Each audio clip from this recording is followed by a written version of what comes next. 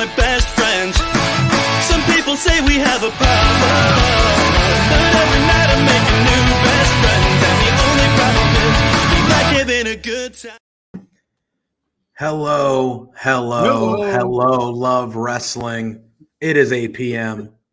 It is Thursday. You know what that means. And you know what that means. Tim, we were not late. We'd set the timer at 7:59. Tim, Impossible. you're late. Impossible. Oh, Swags is in the house. You guys need to look at your clocks. Anyway. So we want to explain what's going down tonight? Yes.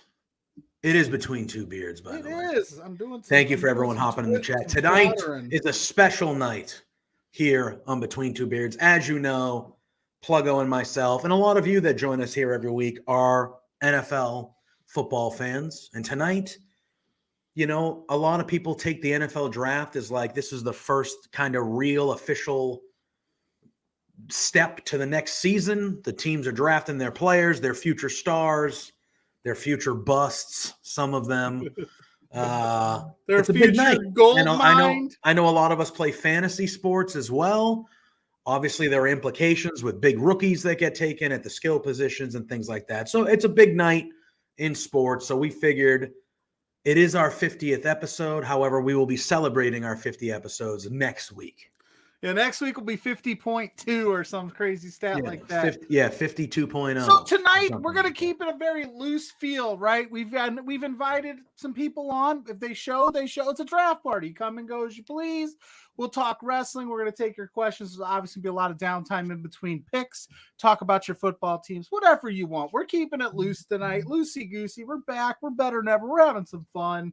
I do love that Matthew Stafford at the beginning of this thing said, well, this Super Bowl wouldn't have been possible if it didn't start here at the draft. You didn't have any draft picks last year. You had like 1 7th rounder.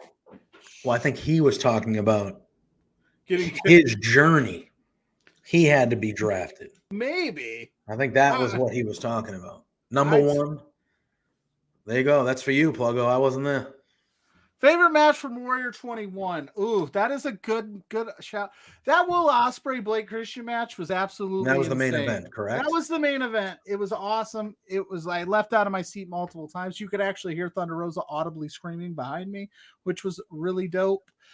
If I had to pick one that wasn't main event, I did really enjoy the tag match with Dante Martin, Dante Leon, Brian Cage, and Casey Navarro, because I am a Dante Martin stan, so I lean that way. But it was a great match. It was a good night. Big future. Like Shane Strickland's match, like it was a banger too. Like it was a good night to be a wrestling fan in South Bend. That's all I'm gonna say. Sounded it. And you know, we have friend of the show, Thunder Rosa was there. Friend of the show. New friend of the show, budget blower herself. Sorry, Spenny. That was expensive. Yeah. All right, Pluggo. All right. So I know you roll. You're in South Bend. You are Cleveland Browns. I don't know. I haven't decided now. I'm wearing they don't have a first round pick, so I'm rocking the Panthers Jimmy Clausen jersey today, former South Bend great. Well, that was all he was good at. So getting punched in the eye. Oh, he was terrible, huh? God, terrible in the league. Clausen, rough. He went to a bar and got punched in the face. He was kind of a jerk. So fun, like to take it to the way back, you know, like I used to wait tables at this little dive restaurant called IHOP, the International House of Pancakes. Delicious.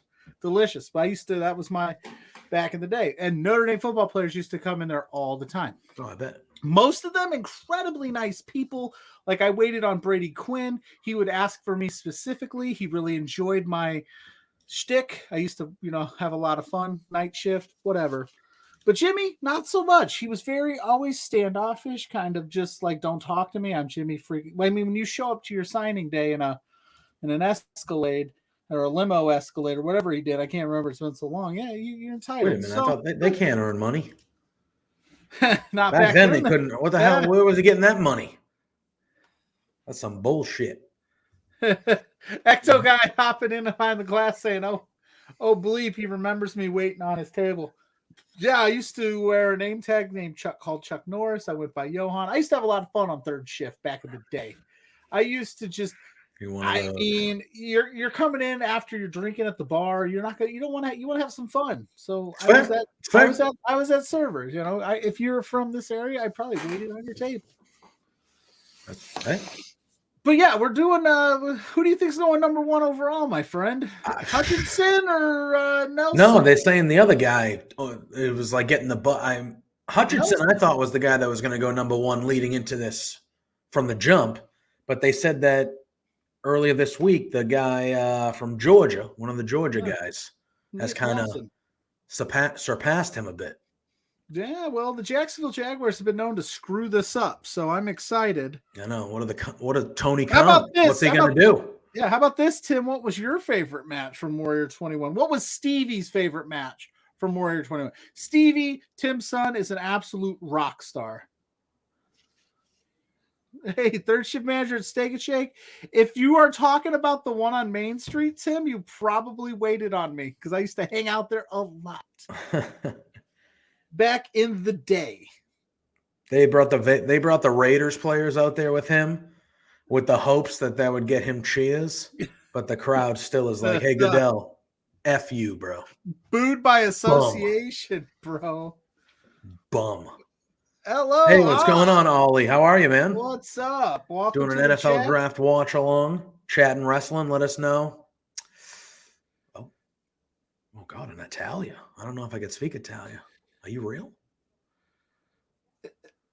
I don't know what you're asking me, Ollie. We talk about wrestling and we're watching football draft. That's what we're doing. Hopefully you're into it. Oh, the one in Roseland. Yeah, I never went to that one much. Marcus Allen. Yeah, Marcus Allen's up there getting booed. What's going on here? Darren Waller, they're still just like your Darren Waller's a stud. Darren Waller's a stud. I think he's botting us, bro. But hey, it's all right. Hey, between two beers is for everybody. Man, woman, child, non-binary pals, and bots. We're all whatever. We don't care. Yeah, he's botting us. Walk into the chat. It's fine. Yeah, hang out, bro. If not, piss off. I don't know. Pasta Mafia does sound like a. I'm Italian, so Pasta Mafia is up in my grill. But that's the last comment. Unless you got something good to say. Get the hell out of here. Unless you got something to say about the Patriots. I got a lot to say about the Patriots. Oh, my goodness. All right, Goodell. Get it over with. Nobody wants to hear your dumb ass. That's Ice Cube. That's Ice Cube right there. That's Ice Cube. Shit, Ice Cube's coming up. Ice Cube's going to rap. Never thought that wasn't on my card this year. Is he actually going to rap? Was Roger Goodell going, oh, dang, that's Ice Cube. Shut up, Goodell. Ice Cube, that's somebody I'm surprised I've never seen like wrestle.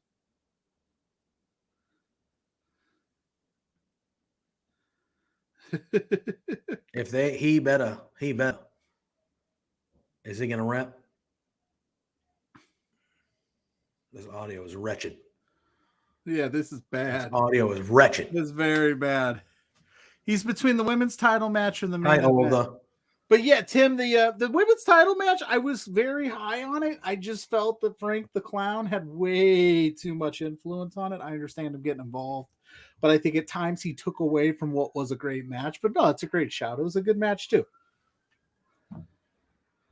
Watch your son. Yeah, dude, your son is a huge. I just told JPJ off air the story of like he's now Athena's like biggest fan.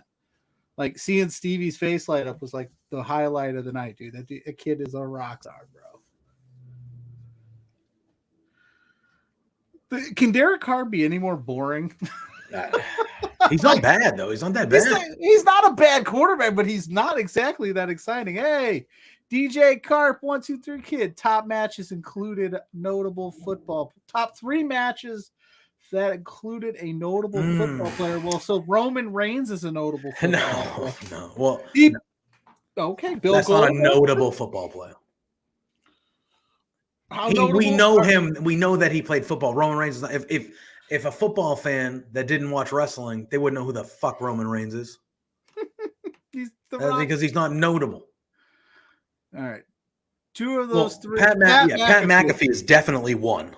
Definitely. The McAfee match in NXT with Adam Cole was amazing. The Theory one was pretty good too, but Austin Theory is I'm Austin Theory. Pat McAfee is one of them.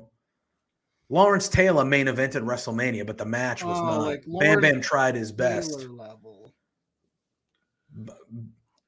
But how many top end like Tim's right, not Gronk. Not Gronk.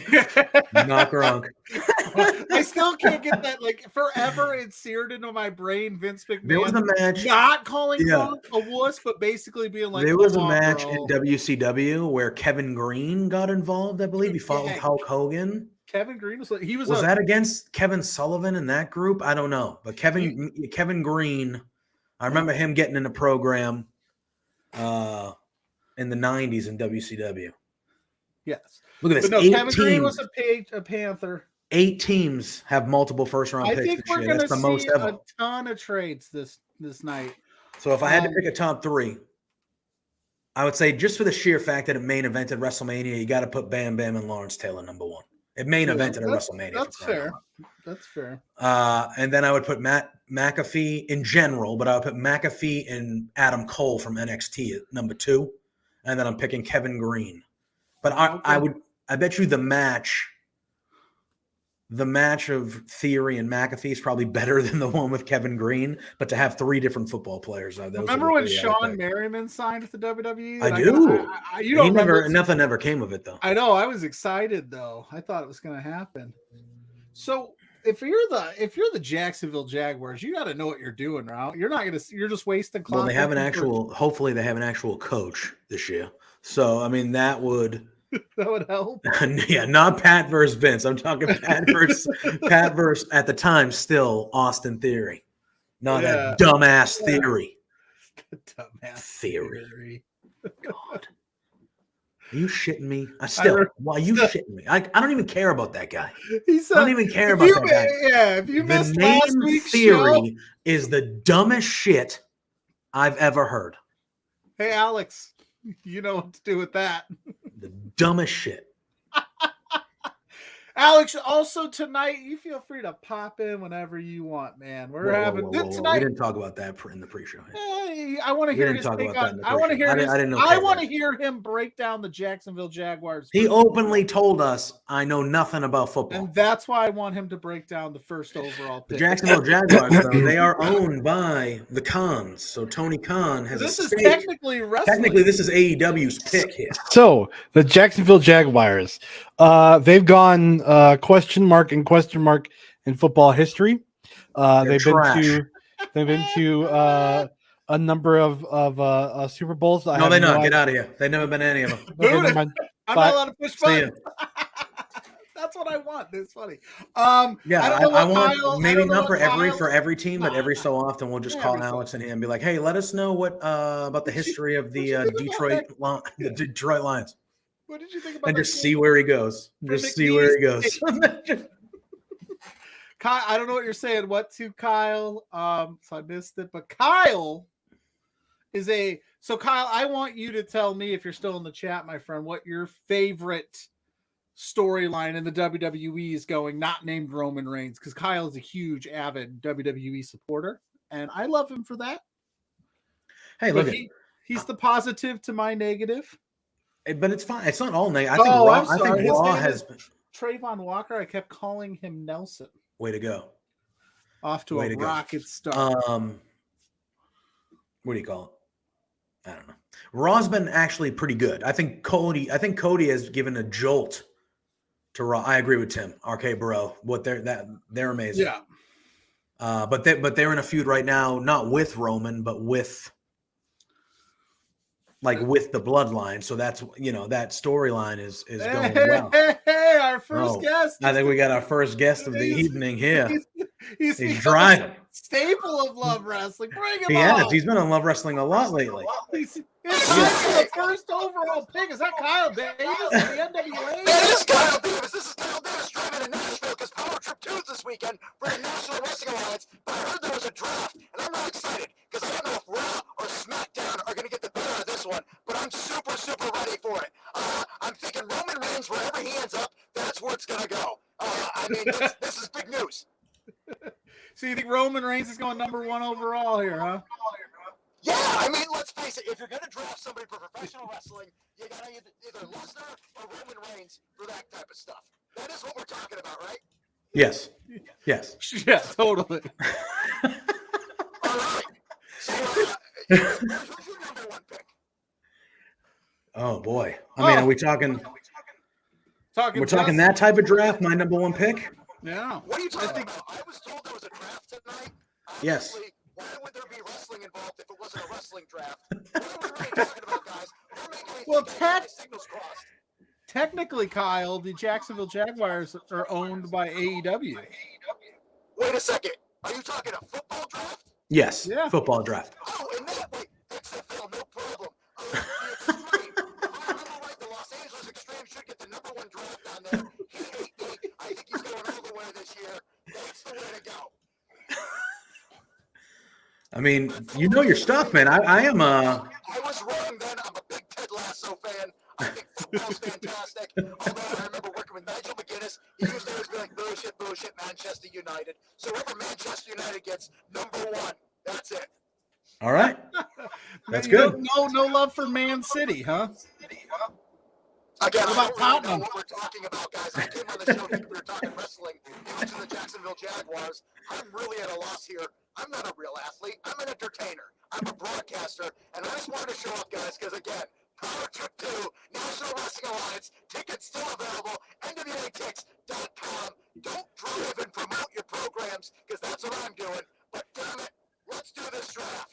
Real talk, I don't know football. I don't know football with a soccer ball. I don't know football with an oval ball. I don't know football with an XFL ball. All I know is wrestling. It's the thing I love. It's the thing I know.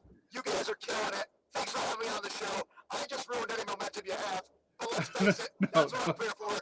As William Patrick Corrigan says, Kyle's gonna Kyle, and that's what I showed up to do. But I should focus on the road. I just want to say, I love the show. You guys are fantastic. Awesome. Keep up the good work. Enjoy them hard seltzers. Number one, Terry Funk. Number 1, Japan. All right. Forever. I love it, man. Thank you for hopping in. Much We appreciate you a appreciated. lot. Stay safe. Drive safe, will you? NWA Power Trip 2 this weekend. If you see Kyle, get him a hard seltzer or a hard soda. And are the Bengals still a team? Because Brian Yes, they are. was one of the coolest guys ever. I hope that whoever takes Brian Pillman's spot on the Bengals this year does a great job. Special teams, let's do it. Rogue Horseman. Hands on the wheel. All right. Hands on the wheel. Thank you, Kyle. Appreciate you, my man. I'm out of here. Later. Wow. Wow. All right. That's pretty good. Well, in the midst of that, the number 1 pick was taken, and it was Trayvon Walker from Georgia. Wow. So that means Hutchinson is here from Detroit. A hometown Yes. kid. He's there. He is. Do it? I mean, is that their need? Is that their biggest need? I mean, they need everything. They're at the number, they have the number 2 or 3 pick or number 1 pick every year. If you're the Lions, you just take the best available and hope they stick. And Tim, I want to address this because obviously we had Kyle here. I love the Ezekiel stuff that's going on right now. I think it is fantastic. And I think Cody's great. RK Bro's great. But shout out to Kyle Davis, Yeah, that was friend of Love of Wrestling. hopefully His audio was a little iffy, but I mean he was was sacrificing his life to join us. That's what he was doing. That's the dedication to the flagship, and I appreciate Kyle for popping in. He did warn me he knows nothing about football, but he is such a fun guy. I said, I don't care. You come on, talk about whatever you want. Promote Power Trip 2, which could be good. NWA's on fire lately, so why not? Mel Kiper, how is he still looking that good? Kevin Owens is incredible. Everything he does is, I agree, absolutely incredible. God, Kyle set the bar high tonight. Hey, even if he ends up being the only one, I mean, that's a good one to have, Hey, he was on Quizplex last week. That was an insane episode of Yeah, he was on Power the week before or a couple weeks before. Yeah. He's officially a Love Wrestling. He's almost a contributor at this point. You think KO is okay? I mean, he's one of the best guys they got, I think. I mean, I know. Okay. Hopefully that was just you trying to be funny. because I'll fight you. So I like this pick for the Jaguars. I mean, Lawrence, they got plenty of offensive help last year. You know, I'm gonna just. Oh I'm yeah. not You gotta hope that, that Trevor they Lawrence got is better. They got ETN should be back. Their receivers are good. You get some defensive help and keep Lawrence, upright. I think they'll have to do that in the next round. He'll be good to go. But the Lions, I don't know how you didn't, as soon as their pick was there, just take Hutchinson. Why are you waiting? Why are you making me sit here for 10 minutes? Well, I mean, do they need offensive? Him. But do they need? He main evented WrestleMania Night 1 with Stone Cold Steve Austin. Alex is asking to talk about Steve Mongo McMichael. Now he became a wrestler though. That was different. But that dude has his own section on Botchamania where it's like Mongo. Yeah, I don't. It's Hutchinson. It's got to be Hutchinson, right? How do you not? Like if it's right there. He doesn't have to go anywhere. He just has to cross the street. Well, I don't know how far Ann Arbor is from Detroit. This is our boyfriend of the show, Sam Beal's favorite team. Maybe he pops in later and talks about it. I don't know, but the Detroit.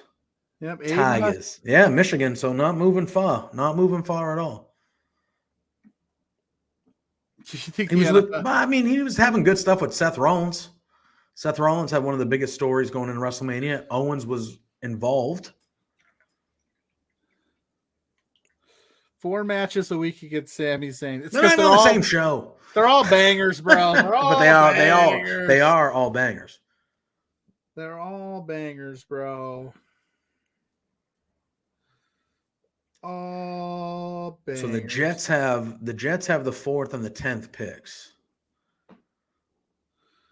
Yeah, I'm interested to see what they do. It's kind of a crappy year to have multiple top 10 picks because there's no game changer that you could package those up and go get. This is a very boomer bust type draft where either they're going to be really good or they're going to be really bad. It's true. But I gotta see what the Pats are gonna do. The Pats make me nervous because they are the worst draft team to watch in the history of mankind. The Houston Texans are on the clock. Well, they need everything. Yeah. What's wrong with 4 matches a week against Sami Zayn, Tim? I don't understand the hate. The hate. Oh man, I need more questions like DJ Carp there. I need more questions. Kyle comes with the fire question. I love it. I like it. I gotta tell you, it. You make me think when you want to chat about wrestling. It's just in the Lions and the Browns to start playing in the Big Ten. Yeah, might as well. Yeah, that guy is pumped. That guy is pumped. But when you're a Lions fan, this is your Super Bowl. You're just. I don't know what it's like. I don't know what it's like to. You're like, let's go. Have that type of pick. The earliest pick the Patriots have ever had is since I've been a regular watcher was the 10th pick when they took Gerard Mayo. Oh, I was like, ooh, 10th pick, nice. Then they had 15 last year. For what do you mean yet? I mean, it's going to come around at some point. Obviously, at some point, I expect. Well, every team goes through it, but we're not going to have first pick in the draft bad for a while, probably. Yeah, especially with the Jaguars in the league right now, as they're currently the Lions, the Jaguars, the Texans. The Texans are going to be awful. I mean, although Davis Mills, he could be good. Maybe they won't be awful, but.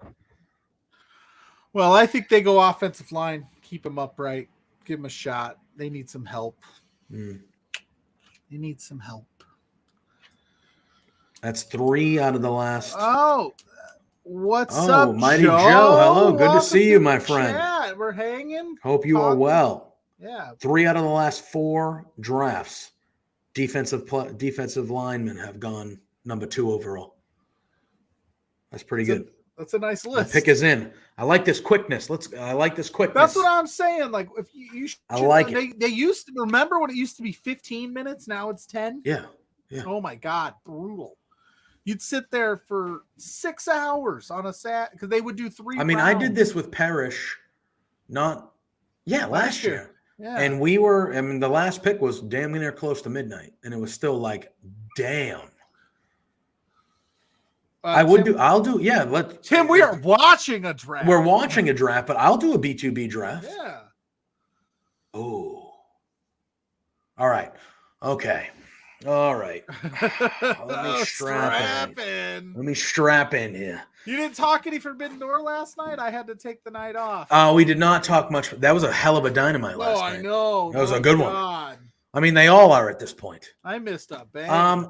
We don't get it on at least near me. I don't get a ton of it on TV. They show like the championship game every year, and I'll pay attention to it. Yeah. But the rules are a little different. But all right, I got to strap in for this.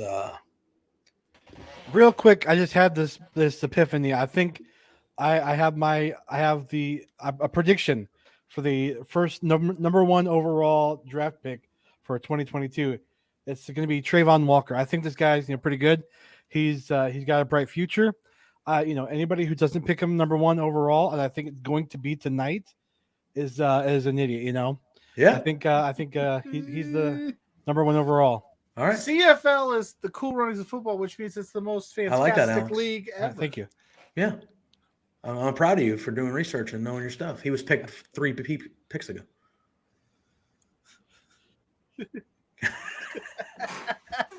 All right. We got the third pick in the draft. And then we will get to Kyle's yes, I want to build question. That. We think O-line. That's called a teaser in the business. I think they gotta if you're gonna No, they took the cornerbacks. They took the corner, Stingley. You're a little ahead of me. They didn't take Sauce. All right, that's the first. Sauce Gardner. That was a name, Sauce. Oh, I love it. You're ahead. Here's my thing. Yep, Stingley Jr. The Patriots need a shit ton of stuff. All right, they need linebacker, they need cornerback, they need wide receiver, they need offensive line. I want them to take the pick. I don't want them to trade down. I would love them to trade up, but they don't do that usually. But I was hoping one of the cornerbacks would drop to us. The guy at the beginning, not anymore. The guy that I thought might have a chance to drop to us was that Jamison Williams, the receiver from Bama, because he has the torn ACL. But he's going to go too early. People like that guy. Yeah. I was hoping a cornerback would drop to us, but going this early and then being a surprise here, we're going to end up taking an offensive line. We're going to be like, all right, like I said, it's going to be 10:30. I'm going to be like, go time. State, baby. I'm going to be like, let's go. Go time. And they're going to be like, offensive guard. I'm going to go, fuck yeah. From Division 3 from North college. Dakota State. And I'll go, fuck yeah. Some guy I never heard of. What was the draft projection? Late second? All right. Cool. 21 overall. Let's do it. Mid first. Let's go. Let's do it. But because we got Bill, everyone always goes, he knows what he's doing. Yeah. But see, that's the but he's also 70. He's not. Yes. And he's still a really good coach. When the Dolphins do it, everybody goes, what the? Yeah. Wow, the Giants have 5 and 7? Jeez. It's like football. It's like video game I didn't even know Derek Stingley was like. That's Derek Stingley Jr. I know. I didn't even think he was available. I knew he was available, but I know he was this high. Well, they projected him to be a first-round pick, but not third. No. All right.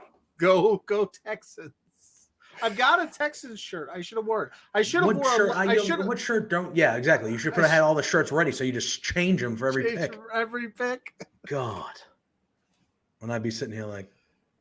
You're like, this is what I signed up for. Unbelievable. So who you got? AEW, WWE, and AEW. Who's the match? Well, no, he said the card. So, what are we capping the matches at? We got to start a match. Are we building from the main event down, or are we building up to the main event?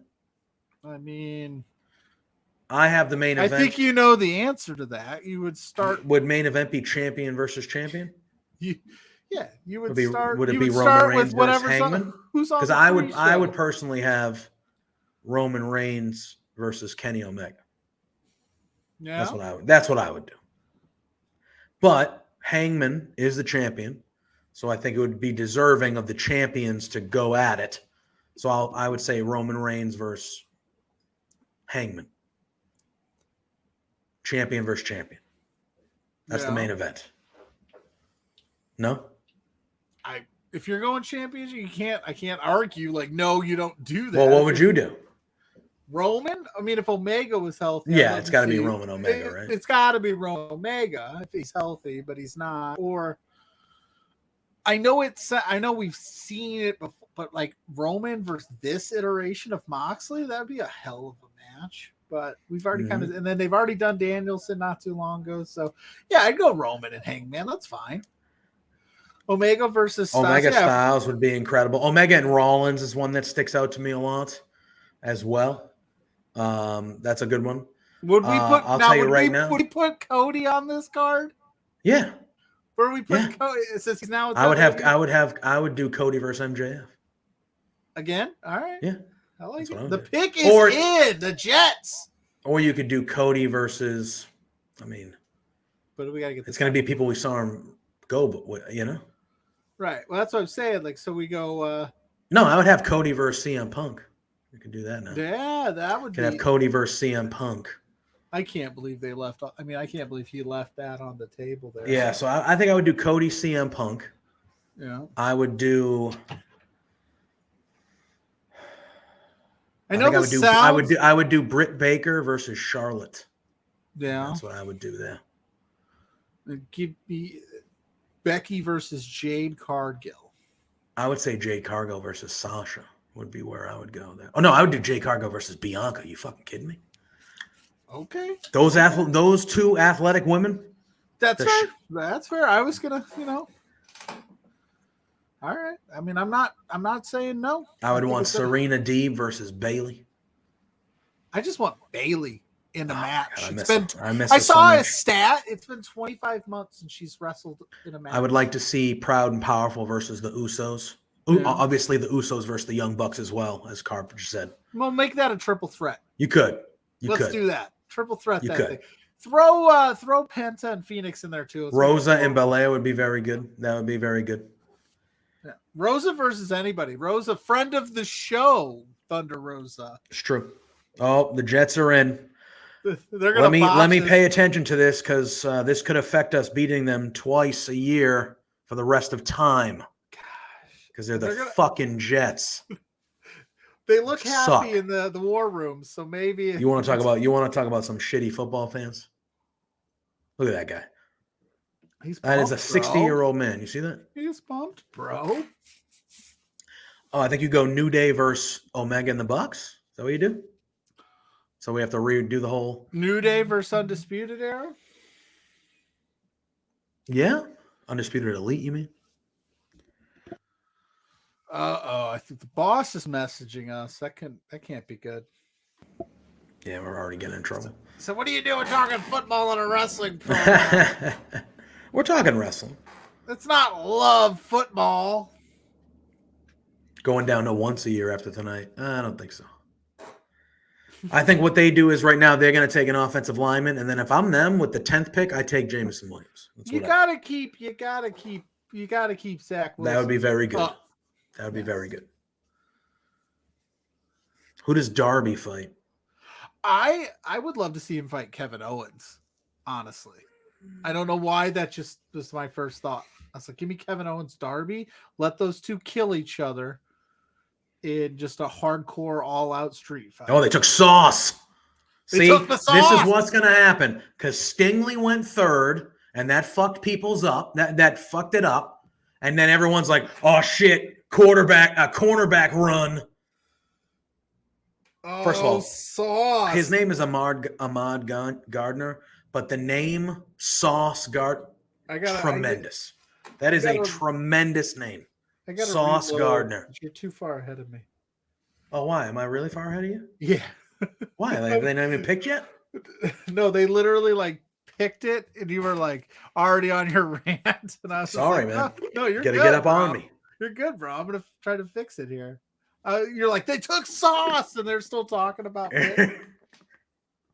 Walter versus Mox. Yeah. I'm sorry. Who? Gunther, bro. Gunther, man. Gunther. The Sauce. Did you see that chain he was wearing? Yeah. Nasty. Yeah. So good. Yeah, he beat my Irish in South Bend. I was not happy about that. That kept us out of the playoffs. Yeah, Kyle, we are right. So Gunther, you gotta, you know what? I don't get mad. I'm just kidding. Because you know what? You know how hard it is to keep up with all the name changes in the WWE, man? I don't even know. Well, they have what now? They made it official that Kaylee Ray is now Alba Fire. Cool story, bro. That's a terrible name. God. I don't like it. And then Casey Catanzaro is now Katana Chance. Give me a fucking break. Give me a fucking is break. Worse, Katana Chance or Theory? Oh, which name is worse? I don't even. Theory is worse. One fucking name. He's on a soccer player. Theory. He might be a soccer player. I don't know. The Ahmad Gardner, a.k.a. Sauce. So as the targeted defender all year last year, he only let up 8 catches.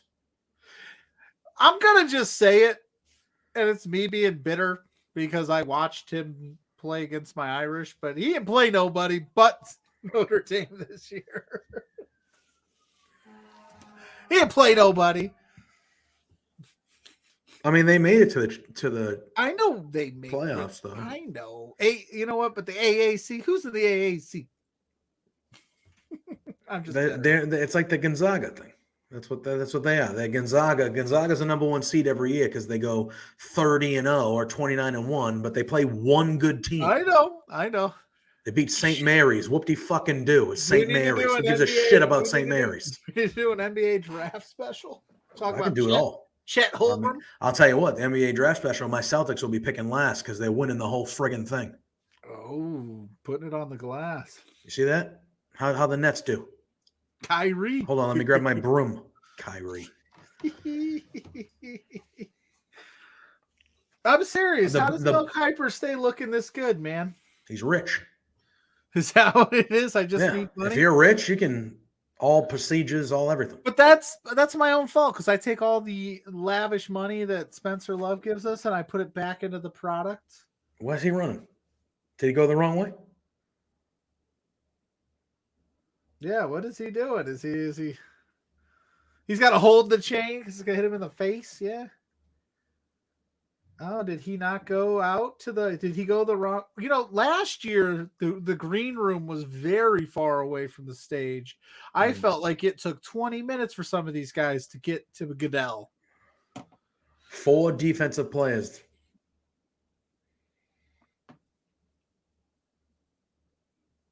Yeah, you could do anything is possible. Triple threat, but I would be okay with that. You got to throw Kurt Angle in the mix too. Honorary Shield member. Correct. I would want to see that. And Triple H retired. He can't. But yeah. But I mean, he didn't come out in the Shield. Oh, he did, didn't he? He did. Yeah, that's right. Oh. All right. So what a weird start to the draft. I know. Very bizarre. My buddy Andy Roberts, who gifted me this lovely shirt because he is a Panthers fan and hated Jimmy Clausen, but Jimmy Clausen did give him Cam Newton. He said he was done with it. I hope they take Willis just to piss him off. Yeah, you could do a triple threat with the guest referee being Kurt Angle. I think that could work. That could work. Where are your allegiances, Kurt? Where do you think Kurt lies? Like, which one of the Shield members do you think he likes the most if you were just spitballing? Like, which one do you think he would just like hang out with and kick it with the most?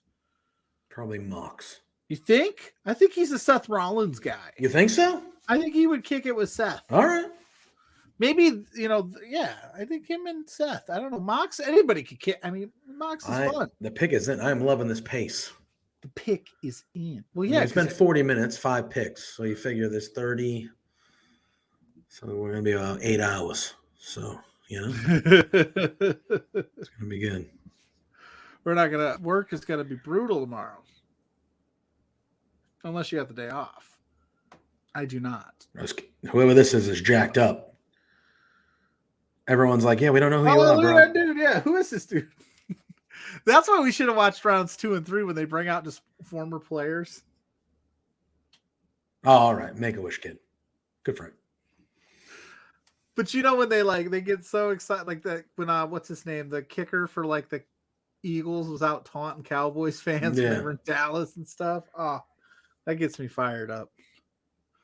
DJ Carp is going Roman. He'd hit Angle and Roman would be fun drinking buddies. Someone's getting fired. They messed up that camera. Post heart transplant, this kid. And he's going hard.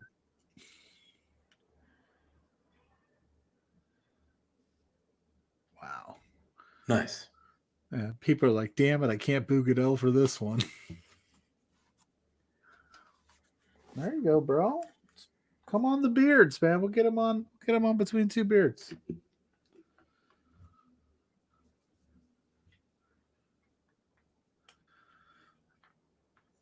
Wow. Oregon. We'll hold on to that thought, Tim. I actually think there's a chance he goes back to WWE. Look at that suit, baby. Yep. Oh, that's awesome. Yeah, I don't know, because I feel like if AEW, I think they probably want him. I bet the asking price is high, but they would have already did it. I wouldn't be shocked if he goes back to WWE. And I think, yeah, if you can put the bad blood aside and eventually he's killing it right now. He just got engaged to JoJo. He's, he's doing movies and stuff. He's making bank. Yeah, look how far this green room is away from the stage. Like, why are you gonna make? I know that they're athletes and all. Berto. That's just because we're Patriots fans, Berto. If we were one of these teams that stunk and actually took good players, yeah, what is we would that be like, yeah, future's changing, man. And then the next year we'd be like, fuck, 4th pick again. All right.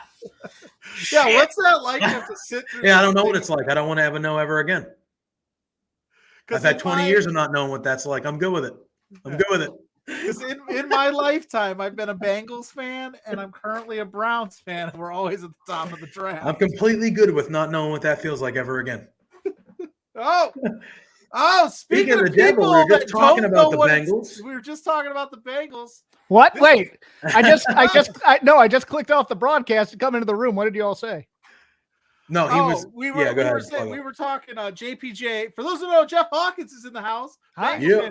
We were talking. JPJ's a Patriots fan, so he doesn't know what it's like to pick at the top of the draft. I said, in my lifetime, I've been a Bengals fan and a Browns fan, so we get our picks done really quick. Dude, and then Jeff Hawkins doesn't have that problem this year. This is surreal. It really is. No, I mean, I've been a Bengals fan for now 4 decades, I think, and they've spent money. They did well in free agency, which blew my mind. It was like, we don't know what to do with ourselves because we're so fatalistic. I mean, and for JPJ, I mean, Belichick always takes our guys and gets them rings.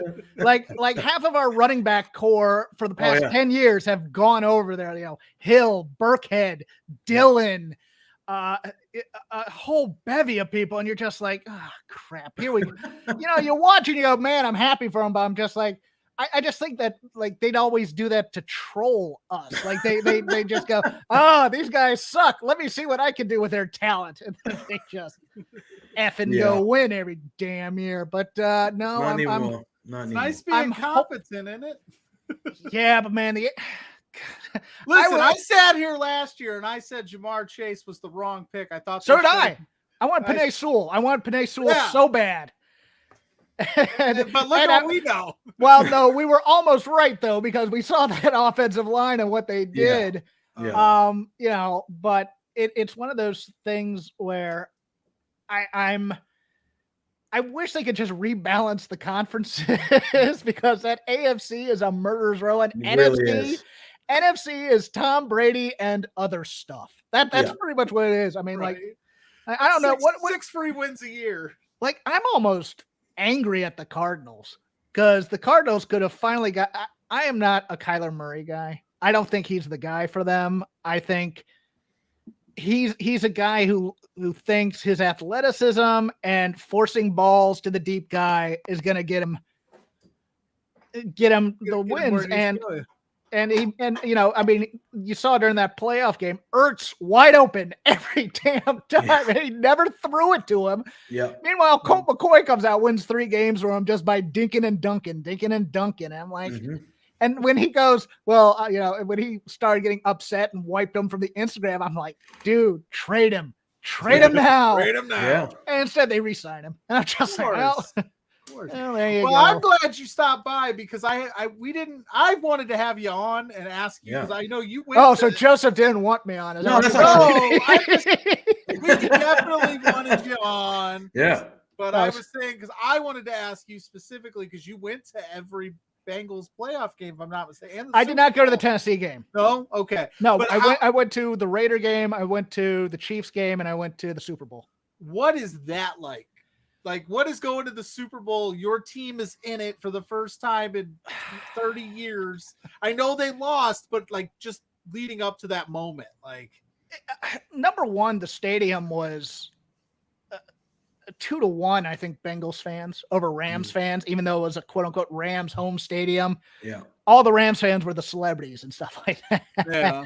So we're all just kind of looking around. I mean, I had a family next to me. The parents and one kid were Rams jerseys and the other 3 kids were Bengals jerseys. I just turned to them and I go, how did that happen? Yeah. And they go, well, they started watching it this year, blah, blah, blah. And I just look at the kids as the whistle blows. I go, that's what Bengals fan is like, guys. But it was so like the Raider game was just, oh my God, we're all screaming at each other. It's at Cincinnati. They hadn't won a playoff game in 25 years, I think it was. And Pratt makes the interception, and everybody's crying almost because they're so stressed, and it was just such a release. The Titans game, I'm watching it pacing my living room the entire time and going, okay, we have to, if we win this one by chance, I want the whole thing. I don't want to lose in the AFC Championship. Yeah. I don't want to lose in the Super Bowl. This is where you get greedy. And they won that one. And I was like, I'm watching the Chiefs Bills game because my brother on Thanksgiving, he's a big Chiefs fan, season ticket holder, flies in from Washington, D.C. to go see every game, home game for them, or sell them occasionally to make it up for the big games. He goes, look, the Bengals and the Chiefs meet each other. I got your ticket. I went, that's not going to, I mean, we were still not even in the playoff at that point. We thought it might be Baltimore and Cleveland still getting in at that point. So we're just I kind of laughed it off, and I'm rooting for Buffalo. I'm like, please don't let me go to Arrowhead. Please don't make me go to Arrowhead. And I need to save the money or whatever, blah, blah, blah. And then the Chiefs win. I was like, all right, we're doing this. And then we get on the plane, and it's like half Chiefs, and there's a bunch of Bengals fans. And you're just like, and the Chiefs people are like going, we never even heard of Bengals fans traveling. But we get to the game, and my brother and his friends were there, and we tailgated, and it was fun. And people in the parking lot are just kind of, ribbing me a bit. My brother's ribbing me a bit. We get in the stadium, and that first half was hell. That first half was absolute suck. And I'm sitting there, and I got a couple of Bengals fans behind me, but it's mostly Chiefs fans. They're mostly nice. Except this one guy who keeps passing by me. Every time he's taking his grandkid to the restroom, every time he passes, sorry about your loss. Sorry about your loss. And I'm just like, I turn around and go, if this happens by some miracle going in our favor, I'm seeking that dude out. Oh, yeah. And you got to say, hey, sorry for your loss. You got to let him know. Hey, buddy, sorry for your loss. And my brother is, my brother's a very jovial, dresses up in a weird costume for the game. Everybody knows who he is. He's high five up and down, screaming in my ear, let's go, let's do this. And then we start coming back, and you hear the air come out of the stadium. I'm like, and I'm just keeping quiet. I'm just keeping quiet the entire time going, all right, let's see this. Let's go. Let's do this.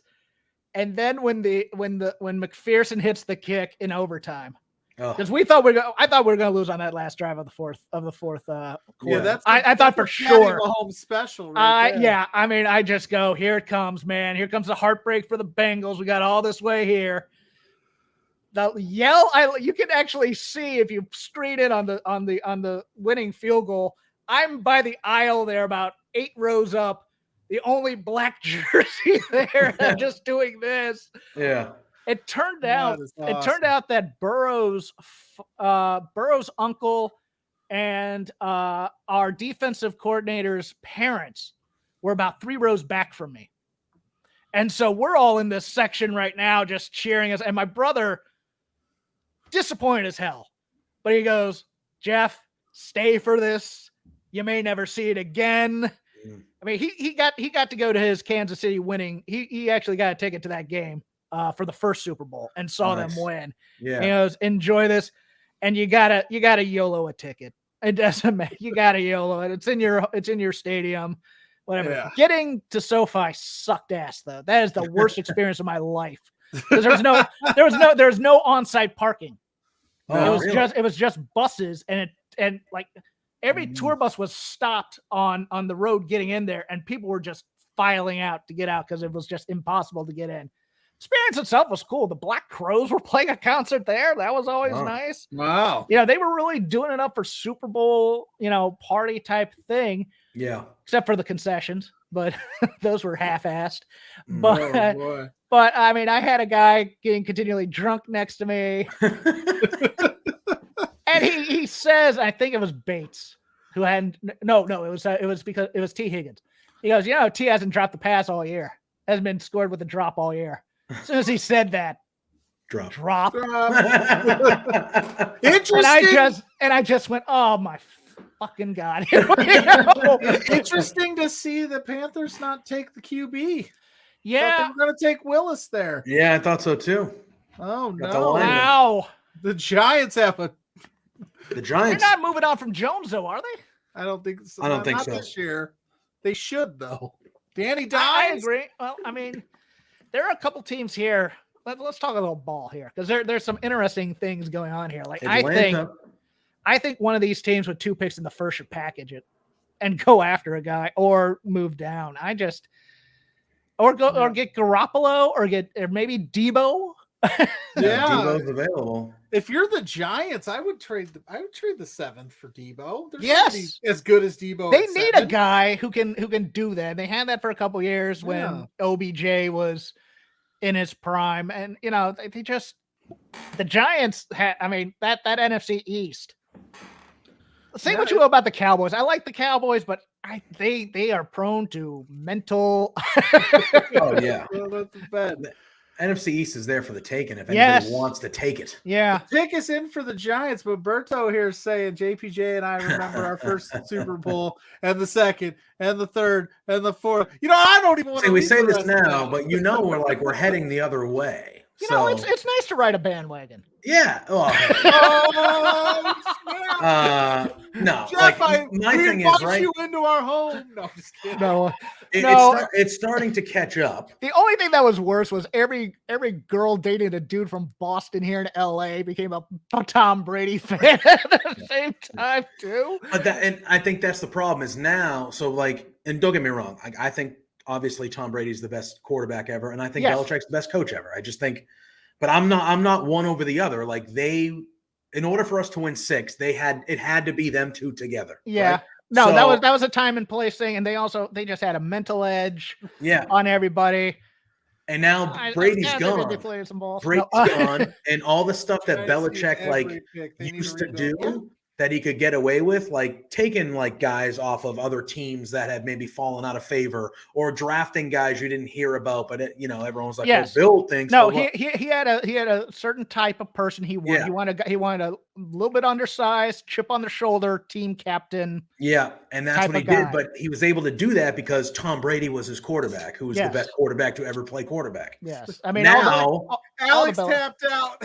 Yeah, now I'm out. Too much football. There's no Tom Brady there anymore, so it's you need to. Now we actually need a lot of good players.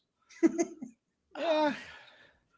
I'll push some buttons. Cincinnati has been a successful team for like 4 months now. Oh, For what building? You know what? We're gonna Jeff is a guest. Berto, no, but unbelievable. Jeff takes See, it right. here's the No, thing. hold on. You can't insult me because I said everything after the Raider win was gravy. Yeah, okay. that's fair. Yeah. Yeah. That's all I wanted. All I wanted was to break the playoff streak. Dude, I got to the Super Bowl. Yeah, they were happy with just the one win. And I thought, I mean, admittedly, I was like, that's it. They got it. And then next year they're going to take that next step. But they were like, nope, let's do it now. Joe Burrow is so damn cool.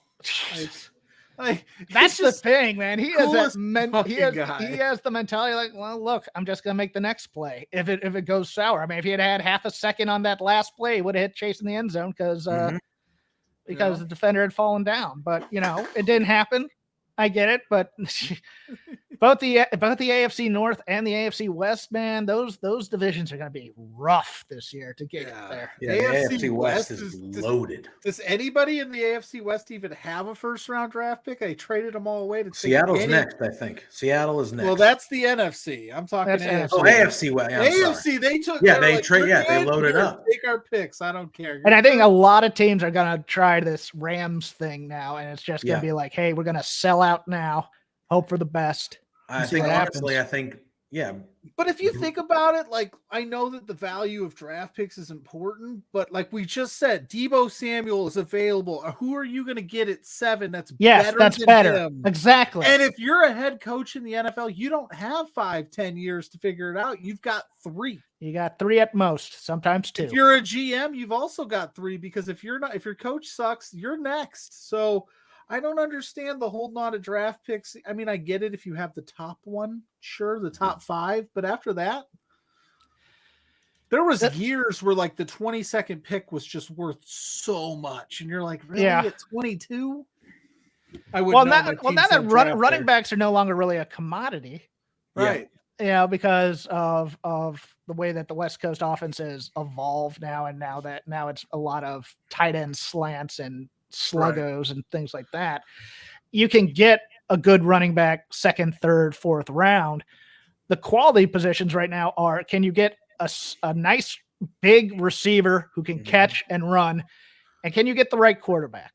Everything is determined on if you can get the right quarterback. If you can get that, the other pieces is where you live and die. Yeah. Speaking of which, I think Jamar Chase literally last year was like, I can't catch these balls just to throw everybody off. And then he has the best wide receiver rookie year since Moss. By the way, the people that just joined in the chat, hop in. We're talking football. We're talking some wrestling too. You got wrestling questions? We got Jeff Hawkins from Shake Them Ropes in the house. Bengals fan. He's a proud Bengals fan now.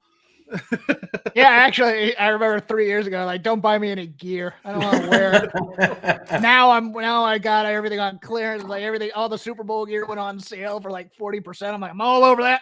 There you go. Never know what's gonna happen again. Yeah, we're just hanging out. People are popping in tonight, popping out, just chilling. I'm hoping in the draft that we get at least a good cornerback. I'm hoping we get the kid from Clemson.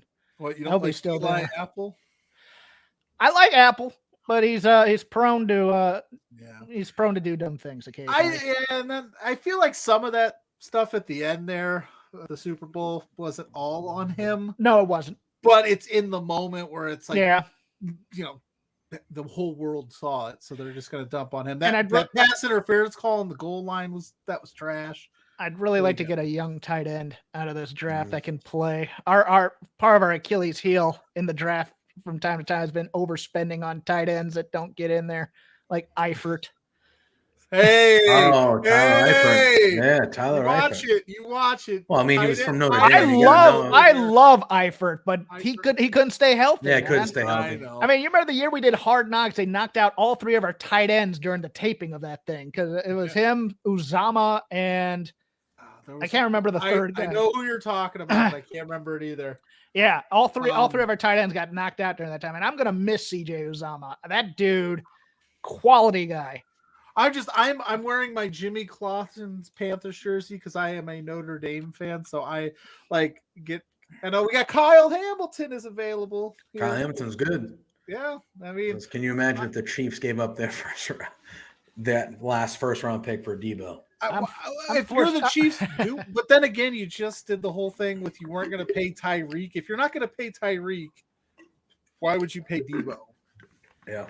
Oh, we got Carp here with another question for us. He says, top 5 pro athletes that would make great wrestlers. Are we talking all sports or just football? LeBron James. Nah. No. Not Ben Simmons. Let's not. No. Although Ben Simmons could get that NWO contract and like no show and himself injured. Wow, they took the. Okay. Huh. That's kind of a shock.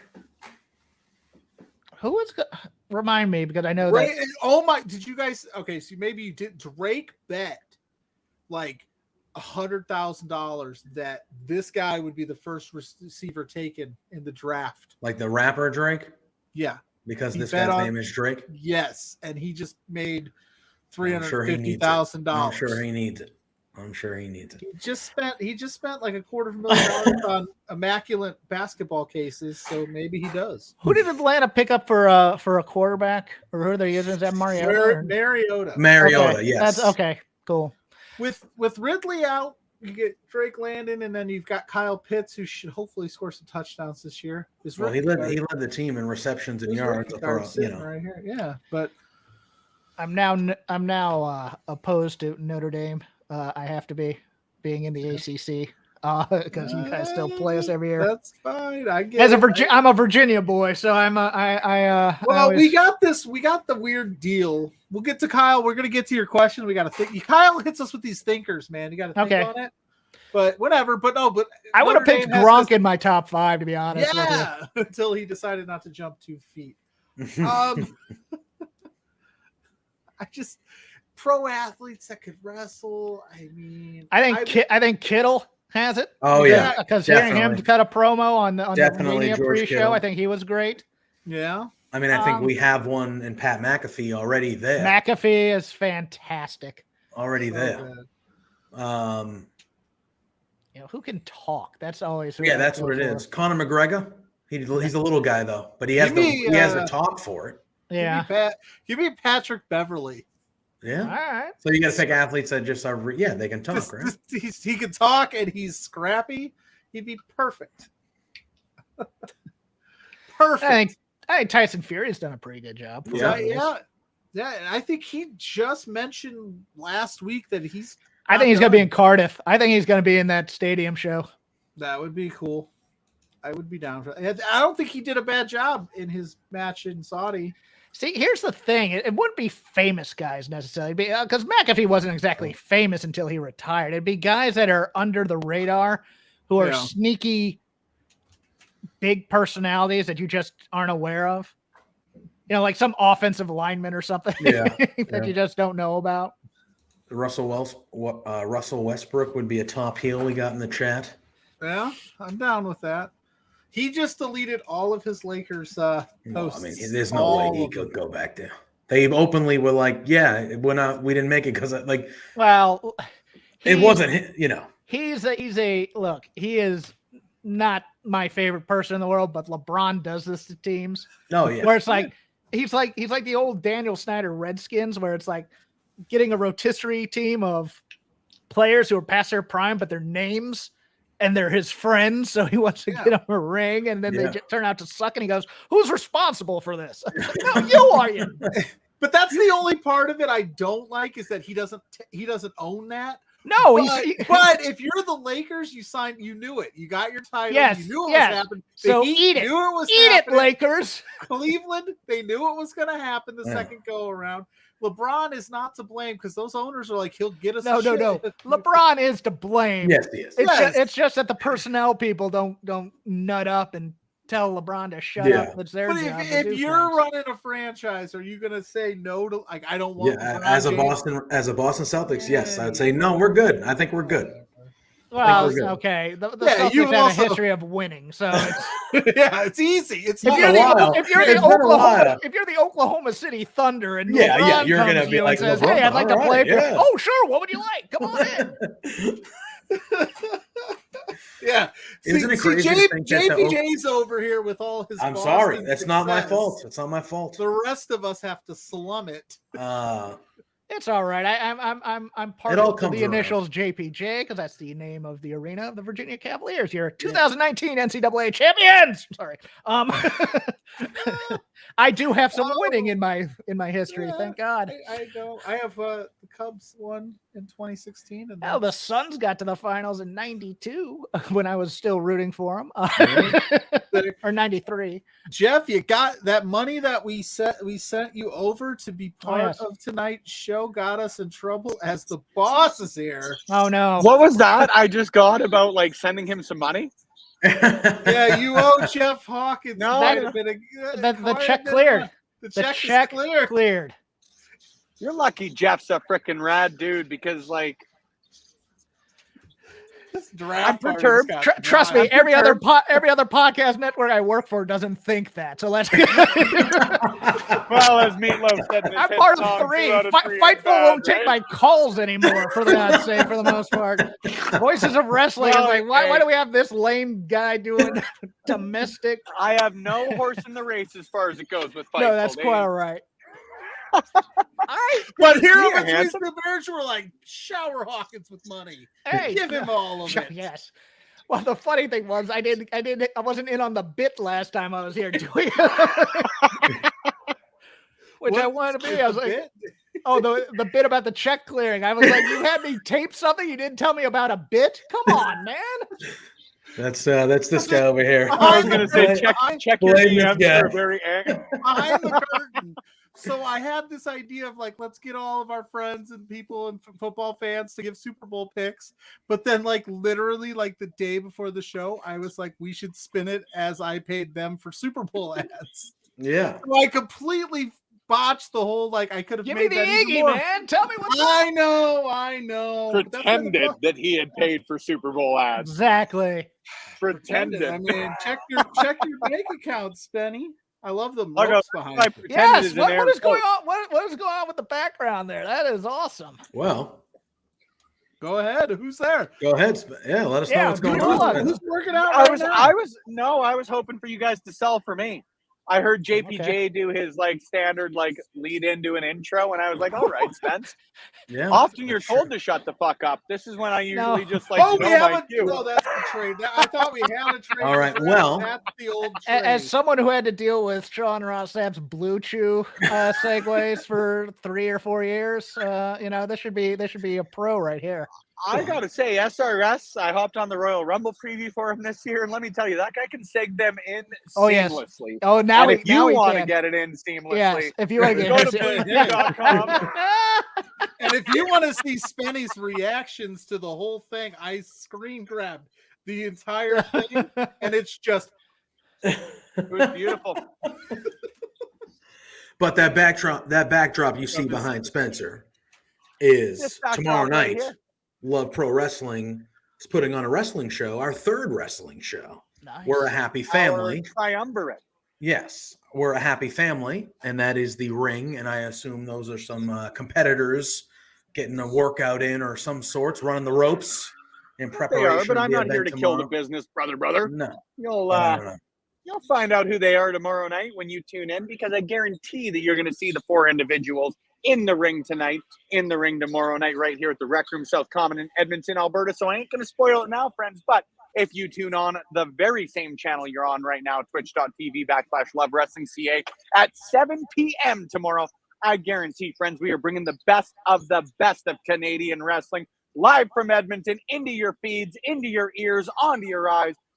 Love Pro Wrestling 3. We're a happy family taking place right here at the Rec Room.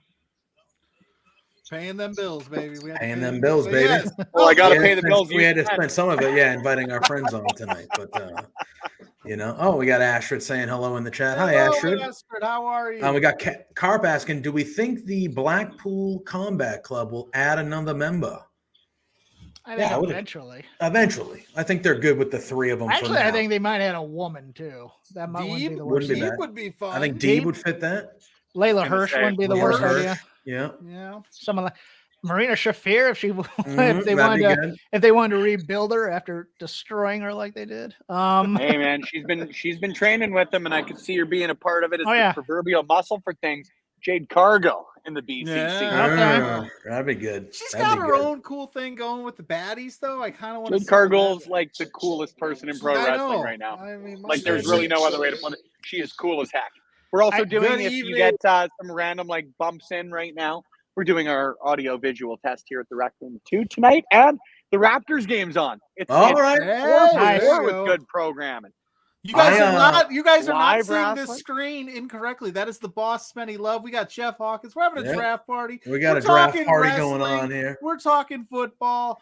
We're talking whatever. We were talking LeBron earlier. Come with your questions. I think one Daniel Garcia turns, he'll probably be in the BCC. I think the 3 people that Danielson mentioned in the promo, Wheeler Yuta, Lee Moriarty, and Garcia, will all eventually be in the group. I think they were mentioned for a reason. Garcia is part of the AEW Galaxy now, so I don't see if that's that is true. That is true. He is a sports entertainer. He's a Galaxy member. Stop. That one line that he said last night when he complimented Eddie Kingston's eyebrows, I was laughing my ass off. You're finally groomed. You're perfect. Yeah, you're finally groomed eyebrows. Look at me, King. I lost my shit. In the Kangol getup, he looks like Channing Tatum, a little bit slimmed down. Tucked in wife beater. Yeah. Oh my God. Tremendous. I think Moriarty's beefing with MJF on Twitter right now, so that could be a match soon. Yeah. I mean, I think MJF has his hands full with Wardlow. Yeah, possibly. Oh, well, thank you, Astrid. I appreciate that. It was my birthday on Tuesday. Yes, I'm old now. For Pluggo's birthday, he gave me an invoice. It's the least I could do when he said I could spend $10 today. I spent 10 times that. So you know, like that invoice was $14, and I'm nickel and diming you at this point, man. Taxes. We've got wrestling shows to pay for. We've got great Canadian talent coming in. You think that $4 isn't going to like help contribute to getting them a double on the way in? Come on, man. Listen, you got great wrestlers coming in. We got great guests coming into Between Two Beers. It's all around. It works for everybody. All right. Be that as it may. I thought Spenny was about to go, well played, sir. No, I did get Thunder Rosa to basically give us some free publicity, so you're welcome.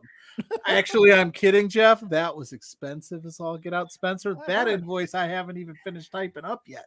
So many zeros. I thought you would have did us a discount, or like I would completely understand if she was so furious that she went the entire other way with it.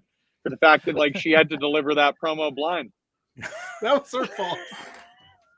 She goes, I told the story. I love you, man, but we are not going to be here to blame Thunder Rosa for what you did. She goes, are you not going to use the flash? And I was like, I don't know how to turn the flash on this thing. I've never had to use it. And she goes, boop. And she was like, oh, it's like, my bad. No, she was very generous with her. Stop hiring boomers, Spenny. Yeah, literally. Doesn't know how to turn a flash on a phone. She was You're old. She was very generous. You're younger than me. I'm 36 as of Tuesday. How do you use this again? Well, first you unlock the phone. Yeah, first you have to do this. You have to turn the app on. Oh, gotcha. She goes. It's like, do you remember that Family Guy scene? You're trying to watch Mr. 3000. Is the TV on? Yes. Okay, turn the TV on. Okay, is it in the DVD player? Okay, put it in the DVD player. All right, is it right side up? Okay, flip the DVD. But let's be honest on this show. If she would have cut like a crisp, clean, good pro, that would have been on brand for us. Jets are loading up on offense. You would have known. Yes, they are. It's like God spilled a wrestling stream. Whoa! Look at that suit. That's a nice suit on this gentleman right here. God spell. Oh, are you guys watching the NFL draft? The NFL draft. Nice. Did Ricky Ray get drafted yet? Did who? Ricky Ray. No. He was signed for 2 seasons as the backup for the New York Jets, but he is the most famous Edmonton Eskimos quarterback / Edmonton Elks quarterback of all time. Get a little CFL action. CFL action up here. What about Darian Durant? Has he been drafted yet? Not yet. That's we owe the champ. Yes, the New York Jets actually did just pick. Yeah. But yeah, they took a wide receiver. But I love that our boss was like, "Is this the NFL draft? Is that what you're watching yet?" Like we didn't tell him what we were. I don't give a shit about that fake NFL stuff. I love professional wrestling. But you care. I'm gearing up for the hockey playoffs. What are you talking about? You want to honestly talk about it? Like the NFL is as scripted, if not more scripted, than the fucking WWE. And as someone who was screwed in the championship game, I would agree. 100%. It's 28-3. Says Roger. Hey. Pocket. That wasn't a setup. That was just the greatest player to ever do it, doing what he does. Absolute work. It wasn't work, yeah. The Super Bowl's a work every year, guys. Otherwise, the Eagles would have won the Super Bowl. The only reason that I have any, not against the Patriots, fake league. We played fantasy football together, Spenny. You pay attention. I beat you. I know. Oh man, you beat me in fantasy football, but I've spent like millions of your dollars. So we're even, I guess, maybe. I don't think that's very even. At all. As even as you can possibly get. But let me tell you, me talking about football is like Pluggo talking about like financial responsibility. Like we're both batting out of our league. Wow. Jeff, talk some hockey if you want. You ain't lying. I'm always down to talk Mighty hockey. Ducks. I can talk about I can talk hockey. I can talk Charlie Conway. Can talk Adam Cool Hicks. Runnings. Can talk LPW. Can talk baseball. We can try and talk NFL draft. But like I already threw my 2 silver bullets out there with Ricky Ray and Darian Durant. So like I'm out of my weight class there. 100% out of my weight class. You want to talk about the best of Canadian wrestling? I can talk about that. I can talk about how handsome my haircut looks. I can talk about how good. I can talk about how good my new jacket looks that Alicia Toot picked out for me. Oh, she didn't hear me. I thought that'd get over. Wait, hockey convo would be okay. Yeah. Dustin Brown announced that he's retiring after the playoffs.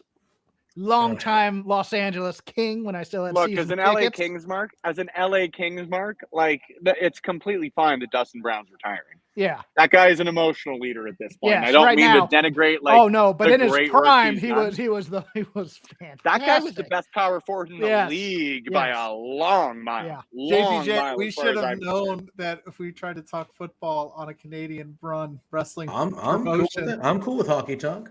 Cool with hockey talk. Well, a good old hockey game is the best game you can name, JPJ. And conversely, the best game you can name is, of course, the good old hockey game. Yeah. Stompin' Tom Connors, 1958.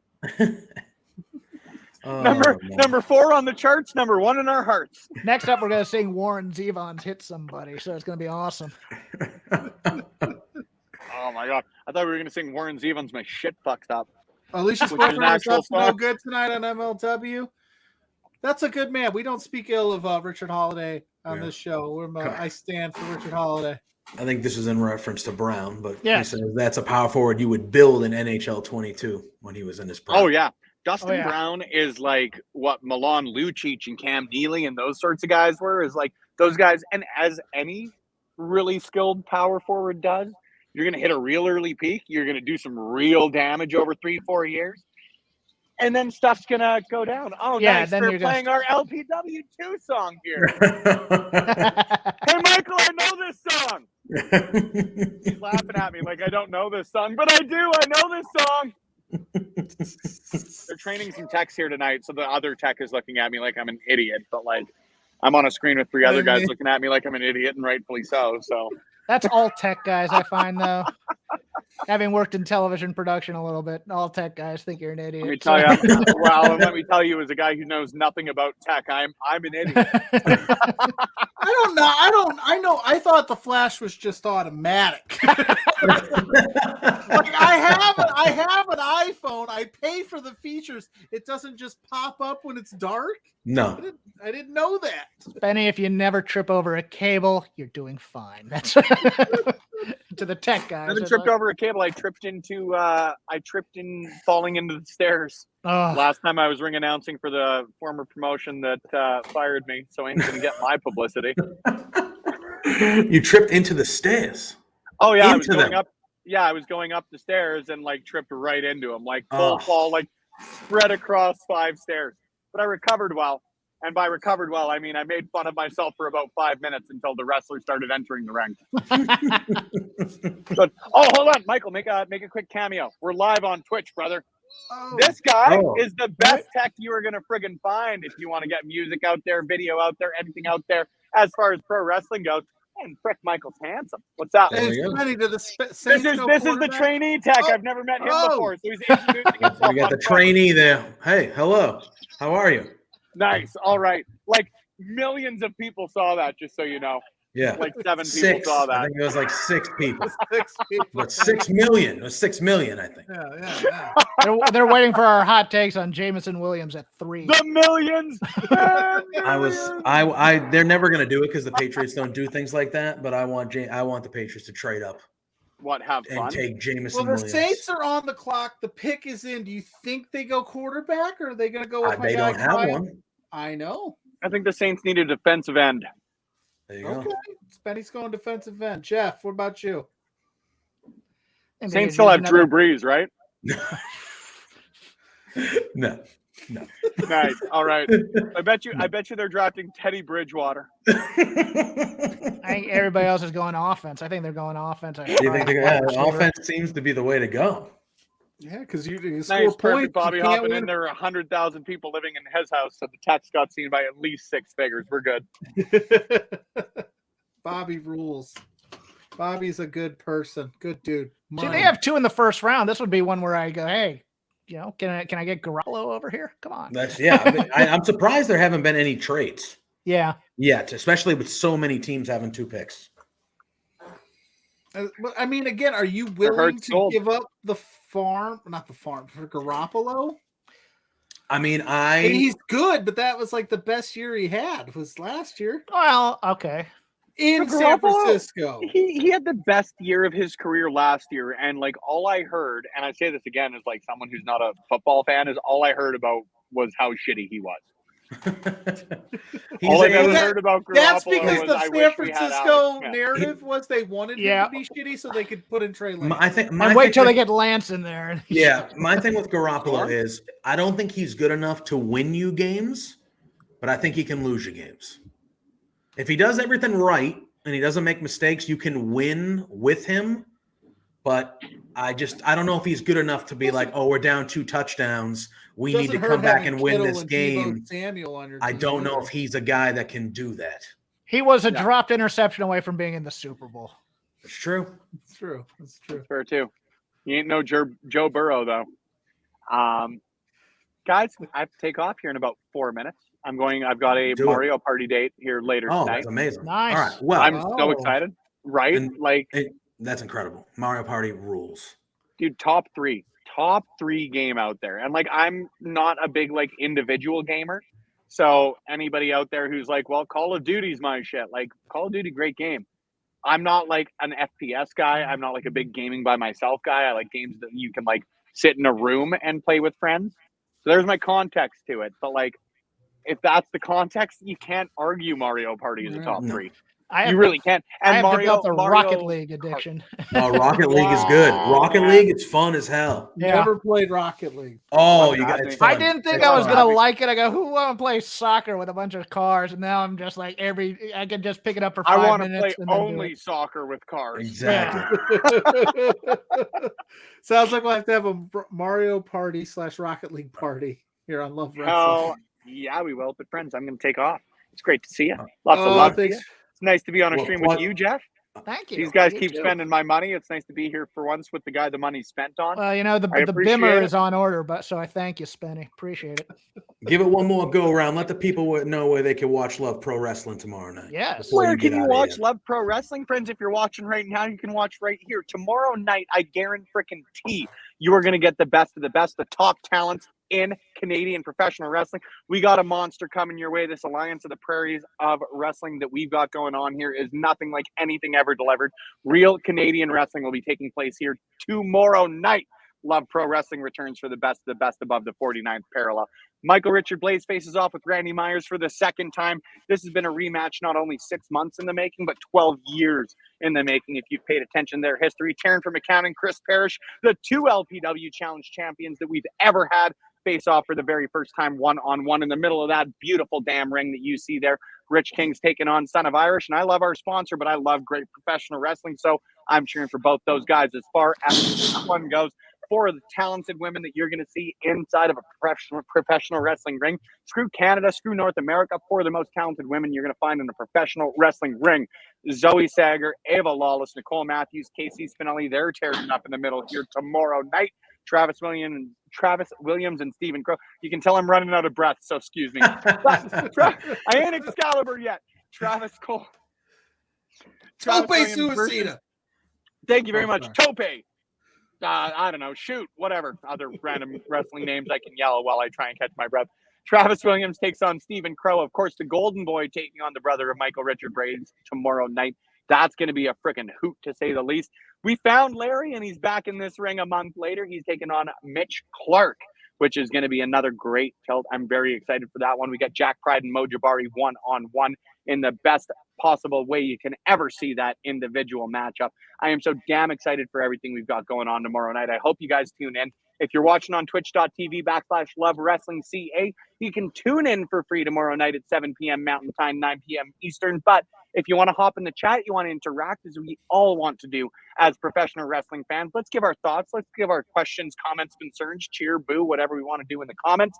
You're going to have to subscribe as far as that goes. We ain't ever going to ask for much, but when we do ask for a little bit above and beyond your viewership hours, it goes right back in the pockets of Canada's finest. So if you want to support a little bit extra, that's the way to do it. Let me tell you, I don't include myself among Canada's finest. We got Alicia Toot and Chris Van Vliet above the 49. So hell, I am at best 507. So it ain't going into me. It's going into everybody putting on a hell of a show for you guys tomorrow night. I hope you support. I love the support. And I know I speak for everybody involved with Love Pro Wrestling when I say that. Friends, I'm out of breath. Thank you for having me. Absolutely. I love you guys. We love you the too. bottom line of things, because Stone Cold said so a decade ago, and you're going to need to continue to do so 19 years later. Good to see you, friends. Lots of love. All right. And lots Thank of you, love Spencer. pro wrestling tomorrow We'll night. be in the chat tomorrow. It's going to be a hell of a card. We'll be in the chat tomorrow night, Pluggo and myself. So stay tuned to watch in. Spencer, thank you for joining us, friend. Get out of here, boss. I love Nicole Matthews. Oh, she's excellent. She's excellent. That's one of those people that I'm like, if she could get her work visa situation, that AEW needs women with more personality. And she just has it in spades. Her and Nicole Savoy are two people I'd pick up immediately. Yep. If I were running a women's. Because Nicole Savoy did a bit of a run. Swole, she did the big swole, little swole, and that's not her. That's not her strength. I don't know why they didn't. Maybe with Nicole Savoy, I don't know. I haven't heard. I think I had to ask that question to Warren Hayes at one point when him and I were talking. Maybe she just loves the independent scene, because I'm surprised nobody has like locked her down to a contract. I think it was at a time when whoever was running the division was in carryover as well, and there was a thing where I think they really wanted new faces more than people who were known, and also Nicole's had a history of injuries, so it's one of those things where but Trifecta is one of the best stables I've ever seen. So yes, her Mercedes and Shayna Baszler. Mm-hmm. Oh, that was just great. I have taken enough time on your guys' show, I think, as a guest. Unless you want me to stay. No, you are more than welcome to stay as long as you want, my friend. We're going to be doing this. I honestly have nothing better to do tonight. That's I'll take that. I have tomorrow off because it's my birthday. So all right. So it's one of those things where it's like, but it looks like the Saints went receiver. But yes, as we said, anybody come and go, stay as long as you want. Nope. Yeah, no rush to get out. You are more than welcome to stay as long as you want. I enjoy that. Look, let's talk a little craps then. Yeah, let's do it. Are people getting ahead of over their skis about this Forbidden Door pay-per-view in some ways? Because I think it's a lot like when New Japan announced that they were going to come to Long Beach. And it was one of those things where it's like everybody was expecting Omega Okada. And they're getting six-mans and things like that. Don't get me wrong. I think we're probably getting like Kenta Punk. I think that's probably a definite. I think we're probably getting Danielson and whoever Danielson wants to fight. Yeah, I think we're going to jumped up here to 12. Oh, did they? This was Steven Jensen's boys. They traded down. Yeah, what they get? Yeah, they gave up 3 picks. It looked like 30. Yeah, so in they the 30s. So are they taking? Well, this will be their second pick because they had 2, right? They took. Yeah, they had the 30. Yeah, okay. Sorry to cut you off. No. I'm interested in this because the Lions are fascinating. Do you give up that many picks to not take a quarterback? They can take a quarterback. You think they taking Willis because he dropped? They took Jamison Williams. They did. Oh yeah, they took Jamison Williams. Wow, they traded up to take him. They must have seen something or they were afraid of something. Well, I mean, the Saints just took a wide receiver. The Drake I think that's what it was. Is they had a feeling that probably the receivers were going, and you get a run of them. I mean, the Bengals were part of that too. There were like 3 great receivers, and then it's like they went on a run a couple. And he years tore his ACL, so he's not going to play for a while. He's not going to play the first, half. He tore it in January. Yeah, he tore it in the playoffs, didn't he? Yeah. But I mean, he's if he didn't tear it, he would have been a top 5 pick. Yeah. Well, I mean, number 12. I mean, with the torn ACL, he should be falling to the second round. To be honest with you, not in this day, maybe not in this day and age. I mean, people come back pretty quick, but sometimes too quick. Yeah. That was a guy that at the beginning of this process they were saying was going to drop because of that, but if you're the Lions, you got nothing to lose. 21. I was like, nothing to lose if you're the Lions. You just go for it. You're already yeah. Might as well. If you like the guy enough, go for it. Who are you going to get at 30? And the Vikings are pretty set.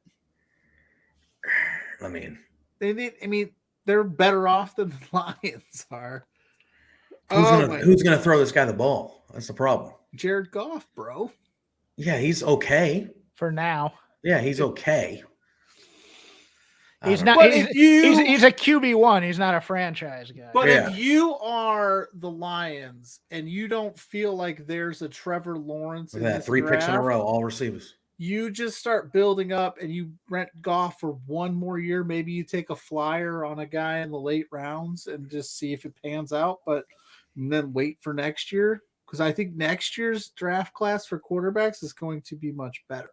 Yeah, this year is not a great one at all. This is not a good one at all. But back to Jeff's question now that we figured that out. The Forbidden Door thing, I know with Omega still not, it does take some sizzle out of it if he's not ready to go to be in part It's going to be close for him. Coming back, it's going to be close for Ibushi in terms of his rehab. Look, I think we're going to get, and again, the way Tony Khan builds his shows is they're kind of super shows, the big ones. Yeah. So that's what the hope is. I think that's where the excitement comes. I think we'll probably get 3 or 4 matches that everyone will be like, oh man, this is going to be good. And then the rest of it will be that 8-man tag, 6-man tag. Chaos versus the Bullet Club. Yeah, exactly. Like that type of stuff. Best friends versus this, or, Jericho Appreciation Society versus this group. The guys. Yeah. Actually, one of the big questions I have is if they're going to make a deal with Stardom, because I know that would be separate from New Japan, but or they're going to just Joshi's that they have under contract already and just use that as the quote unquote. Yeah, there's got to be some women representation on the show. So Kairi Sane / Kairi Hojo / Kairi is there. Yeah, she's there, and you have people who can do matches with her. Tony Storm, Britt Baker, Serena Deeb if you wanted to. I mean, think all it'd of be them. a huge misstep on AEW's part if they didn't put any women's representation on this card. Like, because they're going to hear about it if they don't. Well, that, and I just think it's just you need to. If you're saying Forbidden Door, are you exclusive to? Is it just exclusively New Japan? Because then I could, like we talked in the past, you could open up. Diana just showed up last night. I think it depends on the politics of New Japan and Stardom. I think that's where it really boils down to right there. I mean, Bullet Club. There's going to be some Bullet Club. There's going to be a lot of Bullet Club drama. Just because I think you're getting the Good Brothers and the God on this show somehow. Mm-hmm. I agree. You're going to have Jay White in the show. You're going to have, it might be. I mean, from what it looks like they're almost teasing like drama with the Bullet Club and internal types of stuff between that, old members and new members and things like that. That's not going to get messy at all. Didn't they do a 10-man tag yesterday? Yes. Yes. Yeah. Let's do a 12. Let's just put everybody.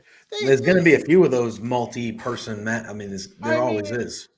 If I'm a betting man, I think it's going to be a good show because Tony Khan. It's going to be a good show. All of his pay-per-views seem to hit. Yeah. I just think right now with the unknown of what they could do and then the uncertainty with like the Omega and the Bushi, like you said, and the lack of a women's, any kind of women's matches on the card, it is a little early to be like, let me throw whatever it's going to cost to get that ticket to that. You know what I mean? It's going to be a good show, but what people want is the G1 level.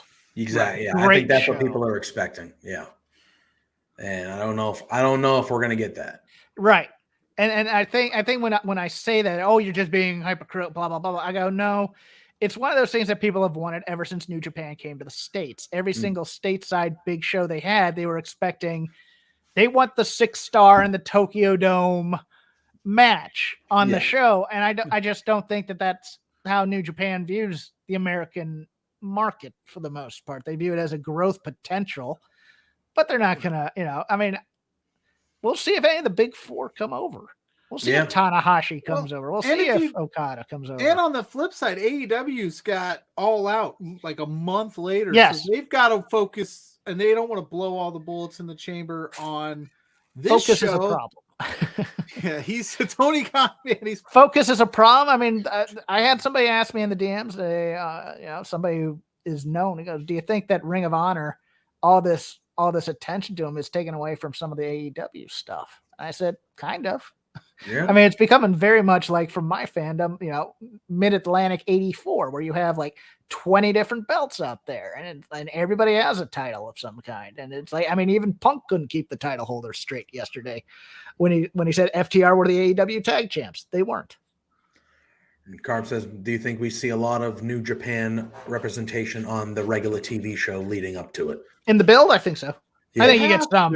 Where else were you going to do it? I mean, or you at least get the stateside gaijins who are here. Jeff Cobb comes back for a show. Yeah, I don't think you get New Japan strong people. I hope not, but it's. I think you'll probably get. I mean, look, Will Ospreay's in the country, or he was. I mean, he was. Yeah, I don't know if he made it back. Oh, another trade. The Eagles. He just got Eagles traded up. Wow. 15. And they gave up 15, a fourth, and then 2 fifths for next year.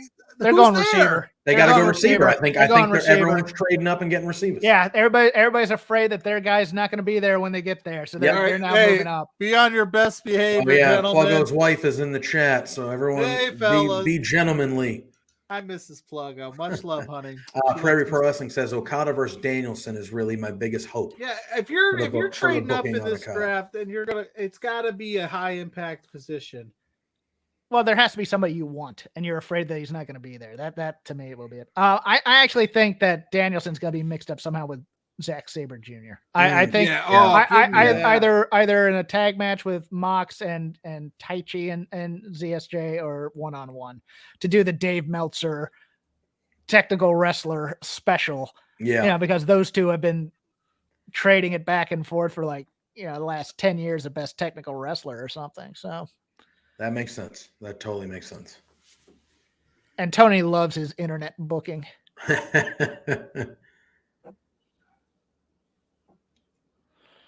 Oh, they're partying. Yeah, They're happy about it. I mean, they're Eagles fans. That's all they do. They party. They throw things at Santa. Oh, we got Dan J in the house. Everybody's popping in. See you, Dan, hopping in. We're having an NFL draft special, talking some wrestling as well.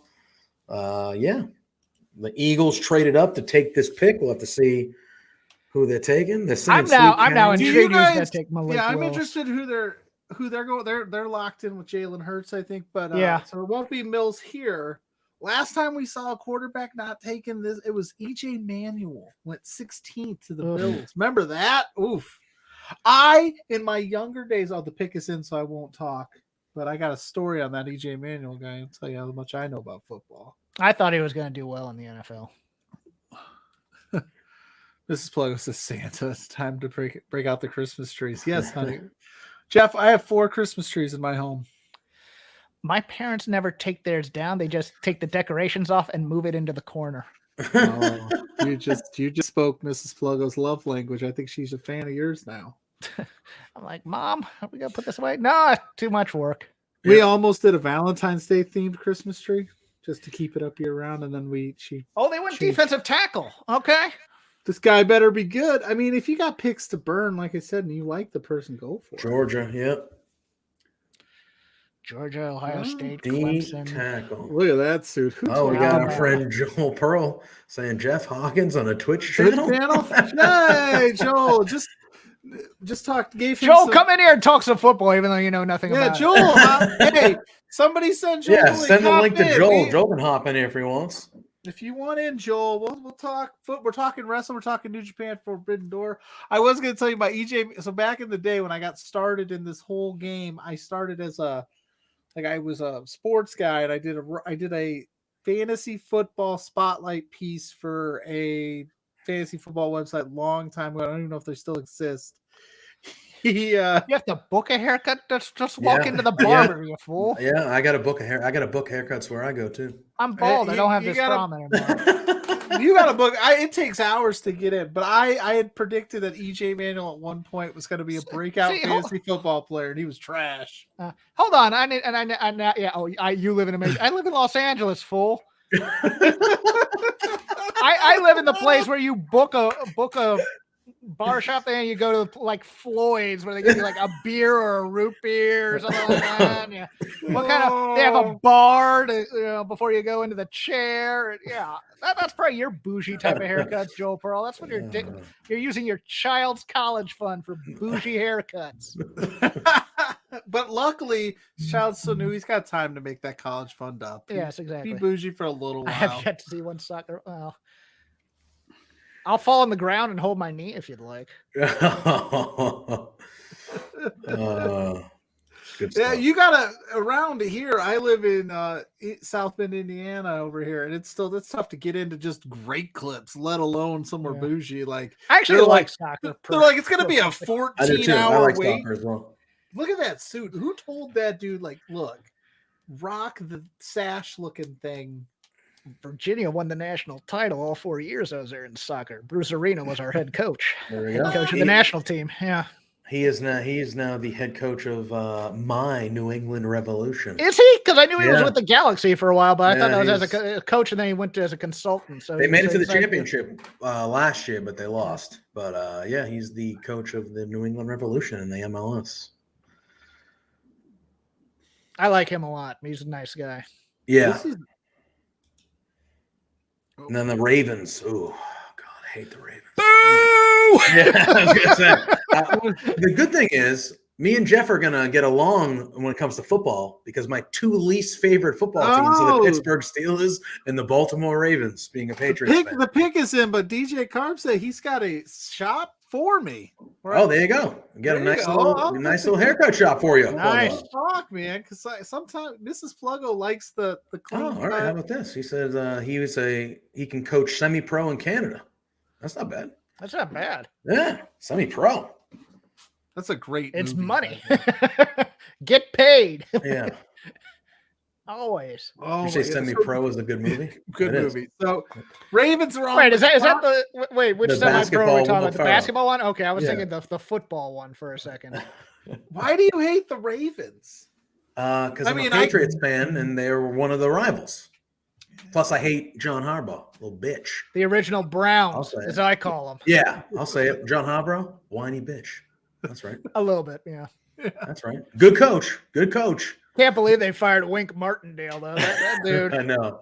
That dude was carrying that defense. They blamed him for the losses. Hear me out. Ravens here. They've got Lamar Jackson, who everybody said was a running back or wide receiver coming out of college. They could take Malik Willis, who he's a running back too, and then just interchange him. And just have RG3 as number 3. Yeah, back from the go booth. Crazy back there. Double passes. Here's my thing. Lamar Jackson. In a fantasy world. Lamar Jackson. He ain't it. Oh, geez. Cannon for an arm, though, man. He does. That comeback against the Lions was just heartbreaking because I was rooting against him so hard. And he just throws it down the field 50 yards. Ravens, they like a nice hard-hitting safety, and I know. There you go. Dan says he still harbors a grudge against the Ravens for their Super Bowl loss. So, how are those Lewis? Wait, Lewis post-game interviews. Well, I mean, not bad for a guy who killed somebody. Yeah, I'm gonna say. Or knew about it. Dan, I believe, is a San Francisco 49ers fan, correct? Is that when the Ravens beat them? Because I don't think he's a Giants fan. I don't think it's. I hate the Niners with a passion because they beat the Bengals in 2 Super Bowls. So. It's fair. It's fair. You said you live in Los Angeles. Are you from Los Angeles? No. Okay, I was gonna say, how do you become a Bengals fan? Out in LA. Military family, and they were good while we were moving around all over the place. Okay. Right. So this is like the Boomer Esiason, like 80s, even before that. Yeah. Before, I was a fan. I was originally a Raider fan for the first couple of years of my football fandom. I was a fan of a player by the name of Dave Casper. You might know from the play Ghost to the Post from the late 70s. He left the Raiders to play for the Oilers, and I didn't want to root for the Oilers. And the first team I saw was against the Ken Anderson, Chris Collinsworth Bengals. And I was hooked. And I was like, okay, yeah. And then my brother eventually became a Kansas City Chiefs fan because, like, where I grew up, you had a choice. It was either Redskins, Cowboys, or other. Because we were Southeastern Virginia. The Carolina Panthers weren't even existing yet. And, you know, we didn't really want to be Redskin fans. So even though they were good at the time, I mean, that was when the Hogs and Theismann and all those other guys were there. But, you know, we just gravitated to different teams just because, you know, I hadn't even stepped in Ohio until like 2 years ago. I was just a fan of the team. I'm always interested in like how you become a fan of who you become. I wish I had grown up somewhere with a pro sports team. I grew up in the largest metropolitan area without a pro sports team, southeastern Hampton Roads, Virginia. Yeah, we had pro wrestling. Yeah, we had Jim Crockett Promotions in there, which would make sense, and then you gravitate towards that. You talk wrestling and spend. Plug on one of your boys, one of your Notre Dame boys. Let's go, baby. He's going to be a good player. I'm very angry that he went to the Ravens. Yeah, he's very good. He's going to be a good player. As long as you are not a Notre Dame quarterback, you're going to be fine in the NFL. or have an imaginary girlfriend. Teo kind of, but he's still like he actually survived in there. Yeah, he was fine. He's just that story was definitely that was weird. That was hard because the whole story. His girlfriend died. He was in the Heisman finalist. That year was like one of the best years a linebacker ever had, and then it's like, wait, what happened? But very bizarre. I will answer this question. I am not a fan of the CFL, but I will definitely watch it because I find it an entertaining form of football. We need to have the wider Robinson on talk about the AFL, the wider field, and the people and having more than one person in motion and stuff like that. I think that's really, really cool stuff. And I think the NFL should pick it up. The 4 people that do, and he lives in Canada. Oh wait, is Carp a Ravens fan? Carp is a Colts fan. Well, I don't know. He was talking. He said, "Is that to the pick here? Oh, is that for the Notre Dame side?" Yeah, he's from Kyle's Notre Dame. Kyle's from my neck of the woods. Okay. He's a domer. He's a domer. We're domers. All right, fair. Most obnoxious person at a place I used to work was a Domer fan.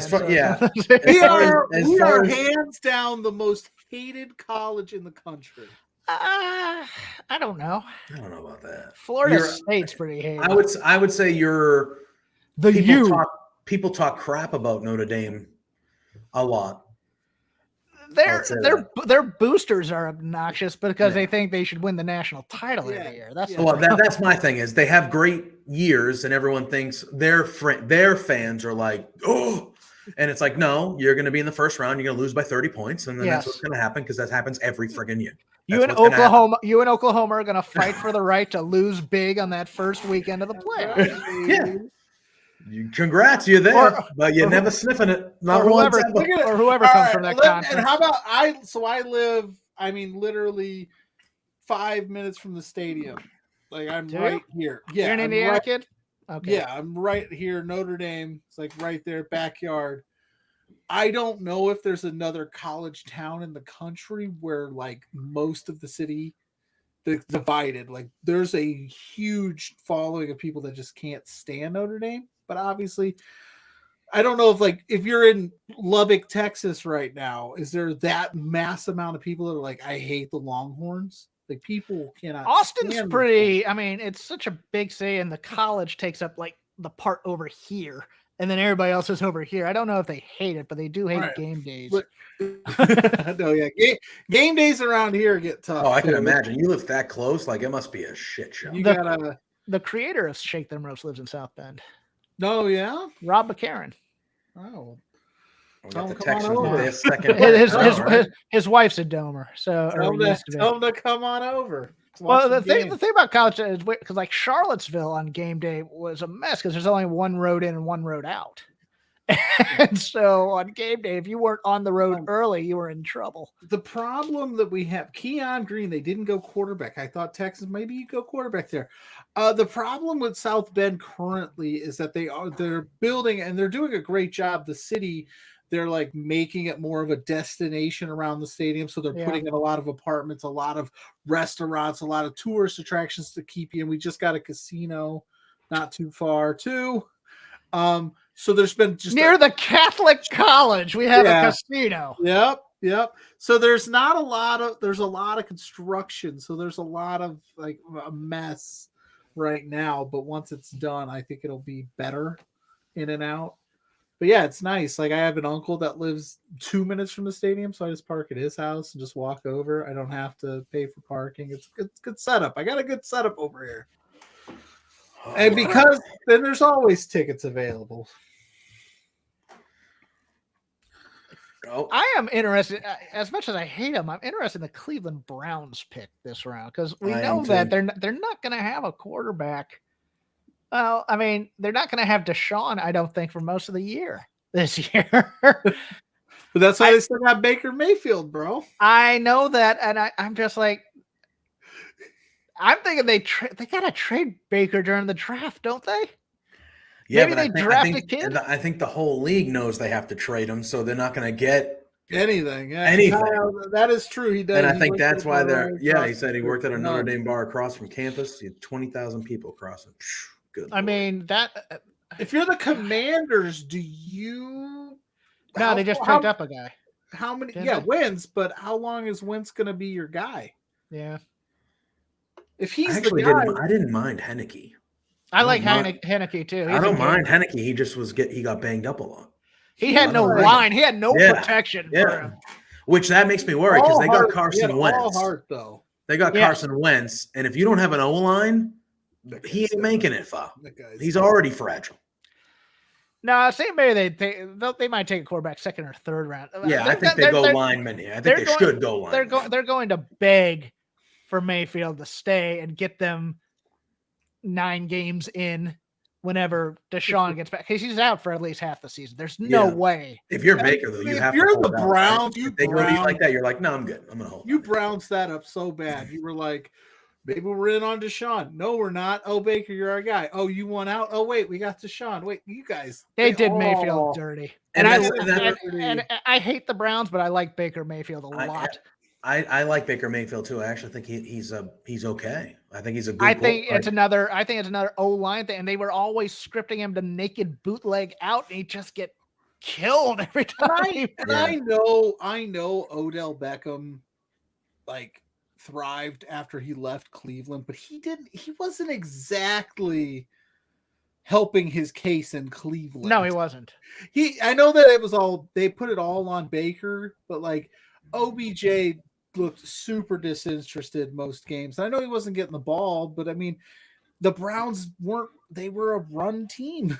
Like, I'm sorry, bro. Yeah, they have two great running backs. Yeah. Like, so I don't know. He gets a bad rap, but I hope he gets out of there. If for some reason Kareem Hunt had been able to stay with the Chiefs probably would have won the last two Super Bowls. Oh yeah, right. Gosh, I understand getting rid of him. Get me wrong, but yeah, that was a steep price to pay right there for them. Yeah, 100%. This draft this is like the fastest first round. I mean, it's actually not bad. We're more than we're at the halfway point. Do you like this format? Do you like the format of round one being on Thursday and then going on to other rounds? I don't. But I'm always. I miss the 2-day draft, to be honest with you. Yeah. I like the Saturday, Sunday. We're gonna do 1 through 3 here and 4 through 1 and 2 here and 3 through 7 tomorrow or something like that.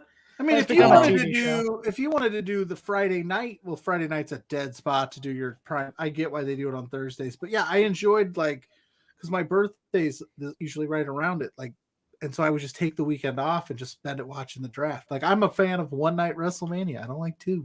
Yeah, I don't like 3 nights of this. Like, you got to do this tomorrow and Saturday because I think they do rounds 2 and 3 tomorrow and then 4 through 7 on Saturday. If you really want to get invested in this thing. Bring up Carp's question. Which one? This one. I'm going to say no. I'm going no. Yeah, Bo Dallas has no shot this year. There is always potential. Yes. That Dallas could get it together and make a run in the playoffs and somehow get past Tom Brady. There's also a very good chance that Mike McCarthy isn't even the coach after halfway through the season. Is that Hollywood Brown? Does that say that the Ravens traded Marquis Brown to the Cardinals for the 23rd pick? Yes. So they traded Hollywood Brown? Yes. Did that happen just now? Yeah. Yeah, it must have happened. Ravens Holy moly. All right. So Ravens So the Cardinals are going to get a guy to run down the field for Kyler to throw at. Yeah. So now if Andre Hopkins can't go, or DeAndre Hopkins can't go. Wow. All right. That's a big trade, Hollywood. DJ Carp, I might be, I might not be. I don't think he's the only person. I do prefer. I haven't hated the 2-night. I'm huge. I loved the idea of it's the Super Bowl, right? It's like, all right, it's Mania night. I know I'm going to lock in one night. Now I got to commit to 2. I got kids, As someone who had to do both post shows, my only issue with it is it's now 2 WrestleManias. Yes. Of the same length as the one-night WrestleMania used to be, as opposed to 2 tight shows. And they go, Jahad Dotson, another receiver. This is the 5th one, maybe? I'd have to look at the line, but yeah, that's the thing too. And unfortunately, and I think my only critique and my only criticism of night 2 of WrestleMania was that they did a lot of that stuff the night before. Like the Undertaker thing. I think that was the thing. They didn't need to do the Undertaker entrance both nights. They didn't and I get it. Maybe there's people that are there on night 2 that weren't there on night 1. So you want to give them that, night 1. I don't know. And the Stone Cold stuff, I know, but it took away from the specialness of Saturday night when he comes out. And I know the Vince McMahon thing was a botch, but you didn't need all that. We didn't need to do that again. You take away the appeal of buying night 1 and night 2 if you're just going to do the same shit. Do it all in one night. Yeah. I don't hate it either way. Yeah, I think the reason was the last one before these 2-nighters because of COVID, WrestleMania. I was at WrestleMania 35 in New York, and I've said it before, but Becky Lynch was walking down the ramp for her match at 12:21 a.m. Eastern Standard Time. That is ridiculous. Amen. That's ridiculous. That pre-show started at 5. That's a lot, and we're wrestling fans. Clearly, we talk about wrestling. We're not complaining about watching a lot of wrestling, but that's crazy. Oh, I think the Bengals are gonna. I've changed my mind with this run on offense.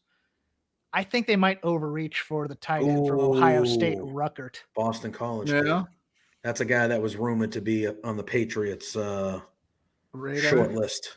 You want to just give Joe Burrow more weapons and see what happens? No, but I think they're going to be afraid that the guy that they want. I think they want one or two guys at tight end. They love the kid from Virginia, but I think he's not going to be there late round. So I think they might overreach for a tight end, a young tight end. Do you throw two parties, Kyle, or just one?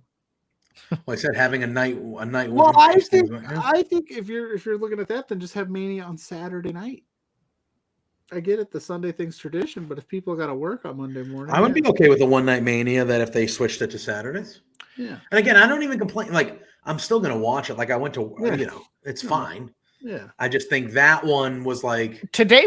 This year was tough because the NXT in the morning.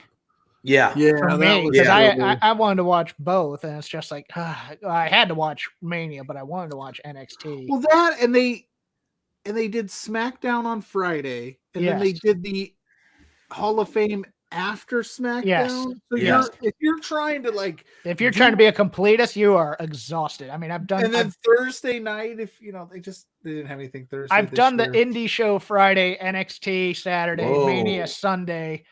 Raw SmackDown week. If this is accurate, Dan says that according to Adam Schefter, the Titans are planning to trade AJ Brown. He was one of those like four receivers that all decided that they were gonna they wanted to renegotiate trade him to the contract. Patriots for the 21st pick overall. How about that? We need a playmaking receiver. The problem with receivers though is they're the new running back. There's so many of them. Yeah. Like back when the running back was the big position in the draft. But you get a great one for 3 4 years. They traded him to the Eagles. They got this pick right here. The price you're going to pay. You don't have to pay AJ Brown, billion dollars. You could just get one for cheap. Didn't the Eagles already have 2 in the first? Yeah, that's why they. Yeah, so this was one of them. So the Titans just traded AJ Brown to the Eagles for this pick. Oh, okay. Got it. So because they had 3, they traded 1 back for next year. That's not a bad move. Although, man, the Titans are gonna. They're not making a move at quarterback. It looks like no. Maybe their offense is still fantastic. Yes, and there's nobody in that division who's any good other than the Colts, and you never know with them. Right. They're playing with fire. They have Matt Ryan now, right? Matt Ryan's their quarterback. Which I think at a third round. I think that's an upgrade. I think that's an upgrade. Even though he's older, that's an upgrade from what they've had. And they're good. They're a good, well-rounded team. If Derrick Henry stays healthy, you don't need much else. And again, there's no reason to think for Tennessee, yeah. For Tennessee, I mean, at some point, with him getting the volume that he gets for them, and I know he missed a lot of time last year, he's gonna wear down. Running backs don't last long. Yes. I know he's a freak of nature. He's huge. And that's fat. why you want 2. Yeah. Like he's gonna wear down eventually. He's been doing this for what now? 5-6 years. It feels like he's been doing this, and he's at a high level. He's a linebacker playing. Yeah, he's a giant man. He is a beast. Could you imagine taking a stiff arm from Henry? Tennessee likes those big runs. They had Lindale White for a while. They did have Lindale White. I do remember that. Lindale White, he loved tacos and tequila, my friend. Oh, yes. Remember, he's a UCLA guy, so yeah. No, Lindell was a USC guy. Or USC. Yeah, they called him he was the backup to Reggie Bush, right? On those good teams. Don't get me started on that garbage. What? I'm a Notre Dame. Notre Dame, yeah. The push from Lynott to beat you. Tennessee also had Maurice Jones-Drew for a while, didn't they? Yeah. I think That's they not did. A big dude. And then Eddie George was no Eddie slouch. George was there. He was They love their big running backs, almost like Kansas City used to in the 80s.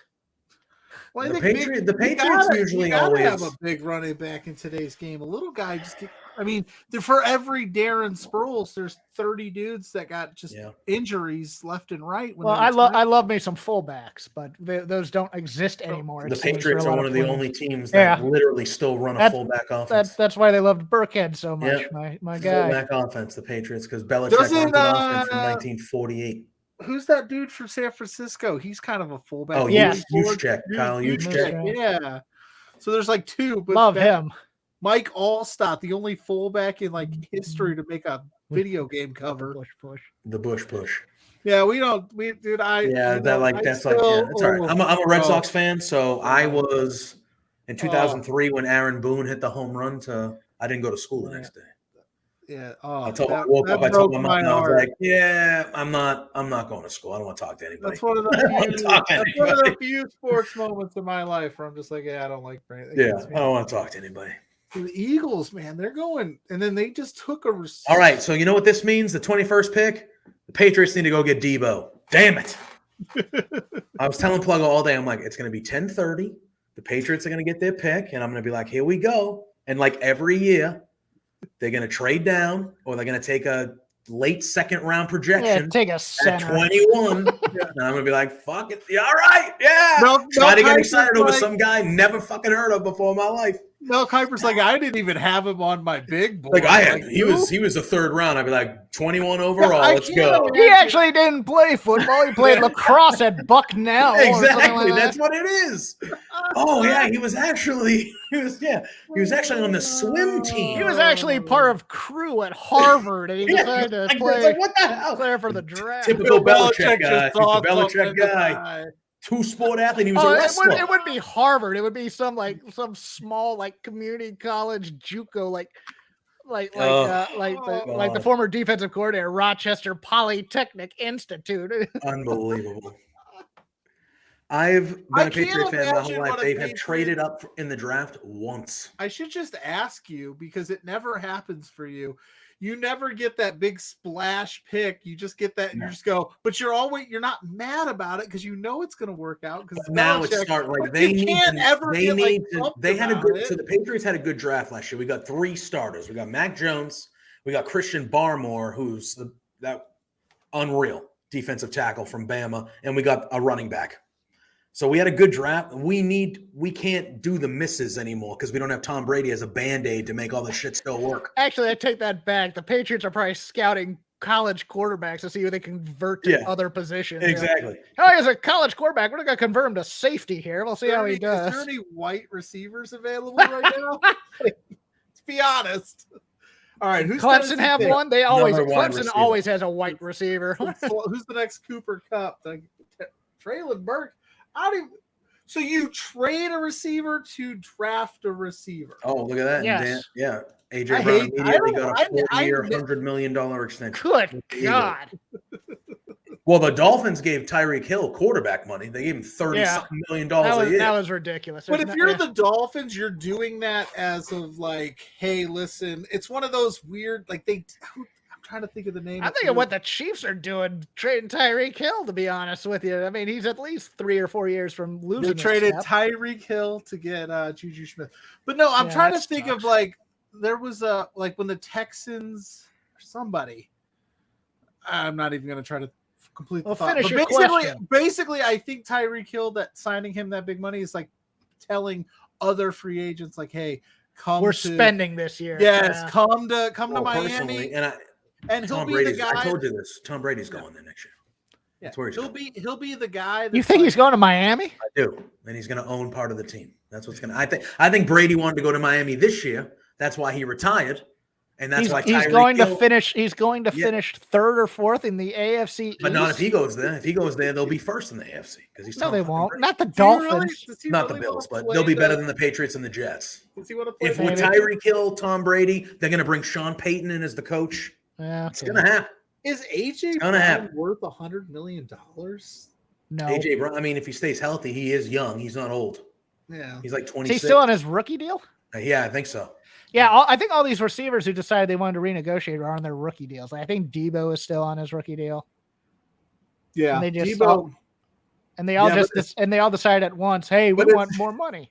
But in San Francisco, Debo has a case because they're like, listen, just give him the ball. He touches the ball like 200 times. Oh no, get your money if you can. I'm not going. Yeah, no, get your money. I'm not.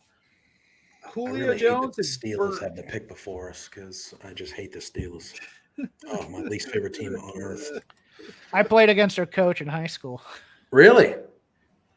Yeah. Mike Tomlin? Mike Tomlin. Yeah. My mom taught at the high school, and her best friend from the high school is his favorite teacher. So like anytime she wants to go to a Steeler game, I'm like, I don't want to go to a damn Steeler game, Mom. I'm a Bengals fan. I don't ever want to go to that.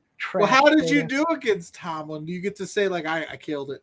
Oh no. He was defensive back and I was defensive line, so we never saw each other on the field, but we played each other in the teams and stuff like that. He's and then he went to William and Mary, so Bill, or as we call it, Bill and the bitch. Oh, 6 wide receivers have already been taken. Yeah, 8, 10, 11. Yeah. Wow.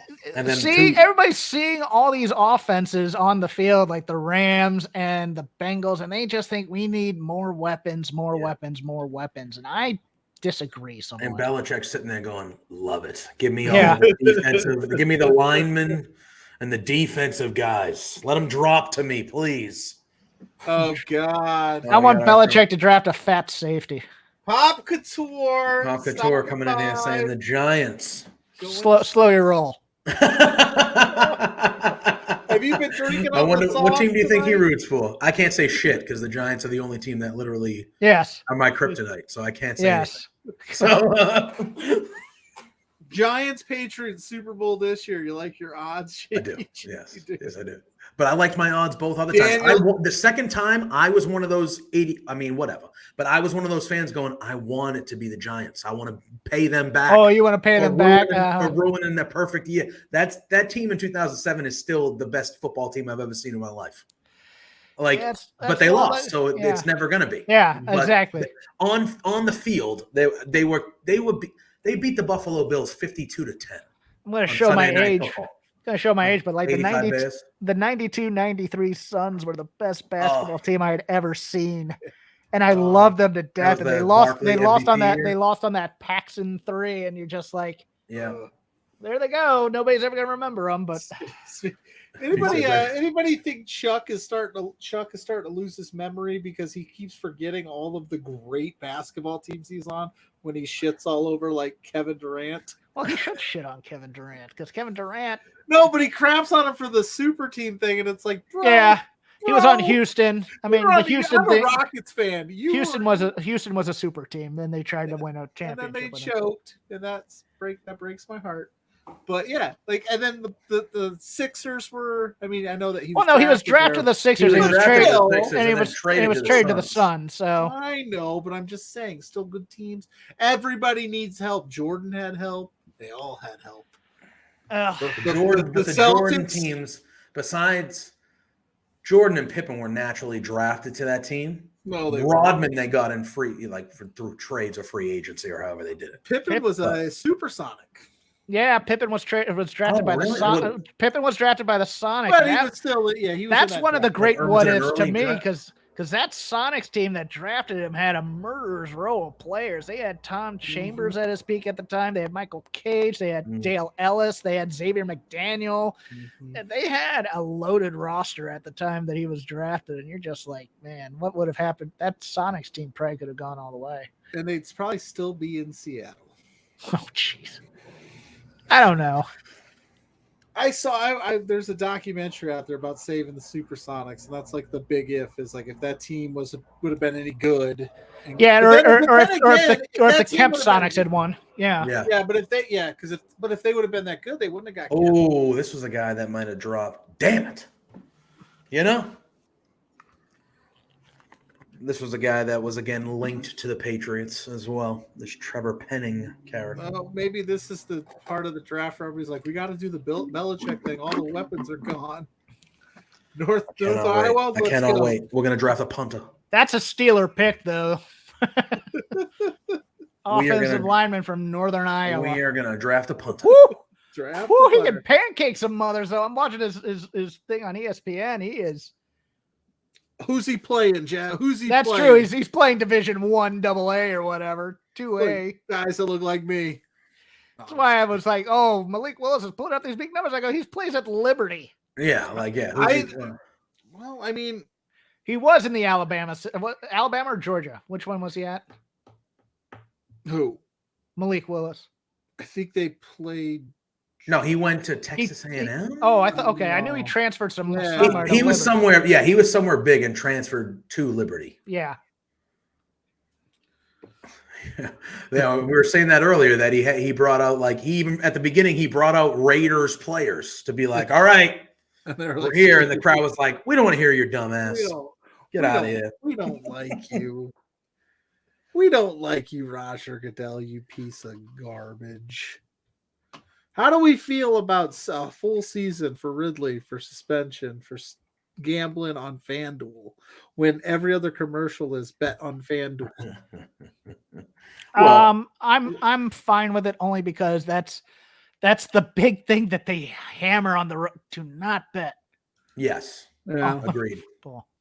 Okay. I think the amount wasn't that much, and I get it, but dude, you are making millions of dollars. When they point to the sign, I mean, there are signs in locker rooms saying, "Don't gamble."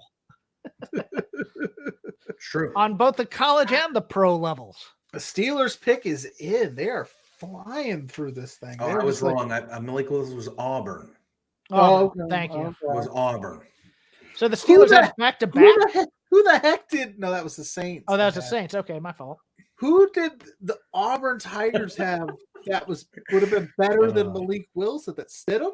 No, that's way too. Auburn? Yeah, who did they have around that time? Because it would have been 3-4 I think years it might have left with a coaching change. Yeah, probably the coaching change. Because I'm thinking to myself, like, I don't remember anybody that good since Stidham, and that's been at least because that's the big thing now is like the Patriots bench for 4 years. Right, that's what I'm saying. Especially with the transfer portal, it's you know, like our entire offensive line left after Bronco Mendenhall announced he was stepping down. I was like, wow, all 5, and we have a Heisman candidate quarterback. Jesus. It's bad in college basketball. Just the entire LSU men's team was like, peace. Yeah. They've got no scholarship players on a SEC basketball team. It's hard to watch college basketball sometimes now because of the one and done stuff. Well, and because you're a fan of Virginia, who scores 48 points a game. Oh, look, I like the defense. Yeah, they got their title. They won their title. I got my title that way. I'm fine with it. Yeah. Are they dull? Hell yes. Yeah. Do they have 7-footers shooting threes? Yes. But could not believe they needed that title though because the year before they had the big. It's 16 funny over the 1 or whatever it was a couple years before that. And then in years previous they had always been good, but they were snake bit. Either they were put up against Michigan State early, or Justin Anderson got injured right before the tournament, and it's like okay, whatever. But I wish they would just play inside a little more with their big guys. I mean, that's all I want. The answer is no. We're just live streaming for tonight. But Mr. Irrelevant. I thought that was good. No, we're streaming until the beginning of the season. Yeah, actually. we're just going to be here. We're not leaving. We're not stopping. I've quit our jobs. We were like, this is what we're doing. I told my kids, if you want to visit, Daddy will be downstairs. Yeah, now, do your kids root for the same team you do? Or are they rebelled yet? My oldest two, who are 13 and 12, they don't really get into sports. I don't know how that is. Yeah, they'll watch if I'm watching, but they don't. Daddy gets angry all the time, so we don't want to be angry like him. Oh God, amen to that. And then the 6-year-old, he's just starting to like get into like he plays baseball and stuff, but he doesn't have a quad. My 3-year-old is where like the one that crashes this show all the time. He just loves whatever I love. So like he every day will come home and go, Daddy, I want to wrestle. Let's wrestle. Let's watch wrestling. Like, oh, that poor sucker. I know. So he's gonna end up probably, Cubs fan and brokenhearted and all sorts of fun stuff. But yeah, I'm like, you want to watch football, buddy? And he's like, yeah, Dad, whatever. And Dad, I'm not going to college. I'm going to pro wrestling school. That's right. No, you're not. That's right. Yeah. Listen, buddy. Go to college and be a pro wrestler. Do that. Oh, here we go. Boo! Yes, very much so. Very much so. God Almighty. All my Steelers. If they did the seventh round of the draft, like the Royal Rumble, where it was like quick every 30 seconds, like you got to pick now. Oh shoot, what do I do? Oh, this guy. That would be fun. All my Steeler friends are hot chicks, and it drives me insane because it's just like Steelers fans are the worst. Hi, honey. How about a fantasy draft of your own top 5 players of all time? Which players of the top 5 positions do you have on your team? I like those. I like those questions that make me think. Well, quarterback is Tom Brady. Quarterback's Brady, and my running back's Jim Brown. Yeah. If I get 2 wide receivers, I would take Jerry Rice and Randy Moss. Tight end. No love for Ocho Cinco? Tight end, I go with Tony Gonzalez. I'm a Gronk guy. If you're talking healthy in their peak, I will take Gronk. Shannon Sharp. Shannon Sharp is a good player. That's fine. That's very good player. But Tony Gonzalez and Gronk. Tony Gonzalez is money. Yeah, you can't really argue that. Wide receivers, it's interesting. I got to think about that one for a while. Well, yeah, I was going to say, do you have 2 and then do you get a slot receiver? Or do you just take your top 3 guys or your top 2 guys? Terrell Owens, man. Terrell Owens is great. Rice, I think, is a definite. Yeah, Rice is a definite. I think the number 2 guy, I have Moss because I just think freakishly. No Art Monk fans out there? I love Art Monk. Don't get me wrong. I love me some Art Monk. Who's this dude?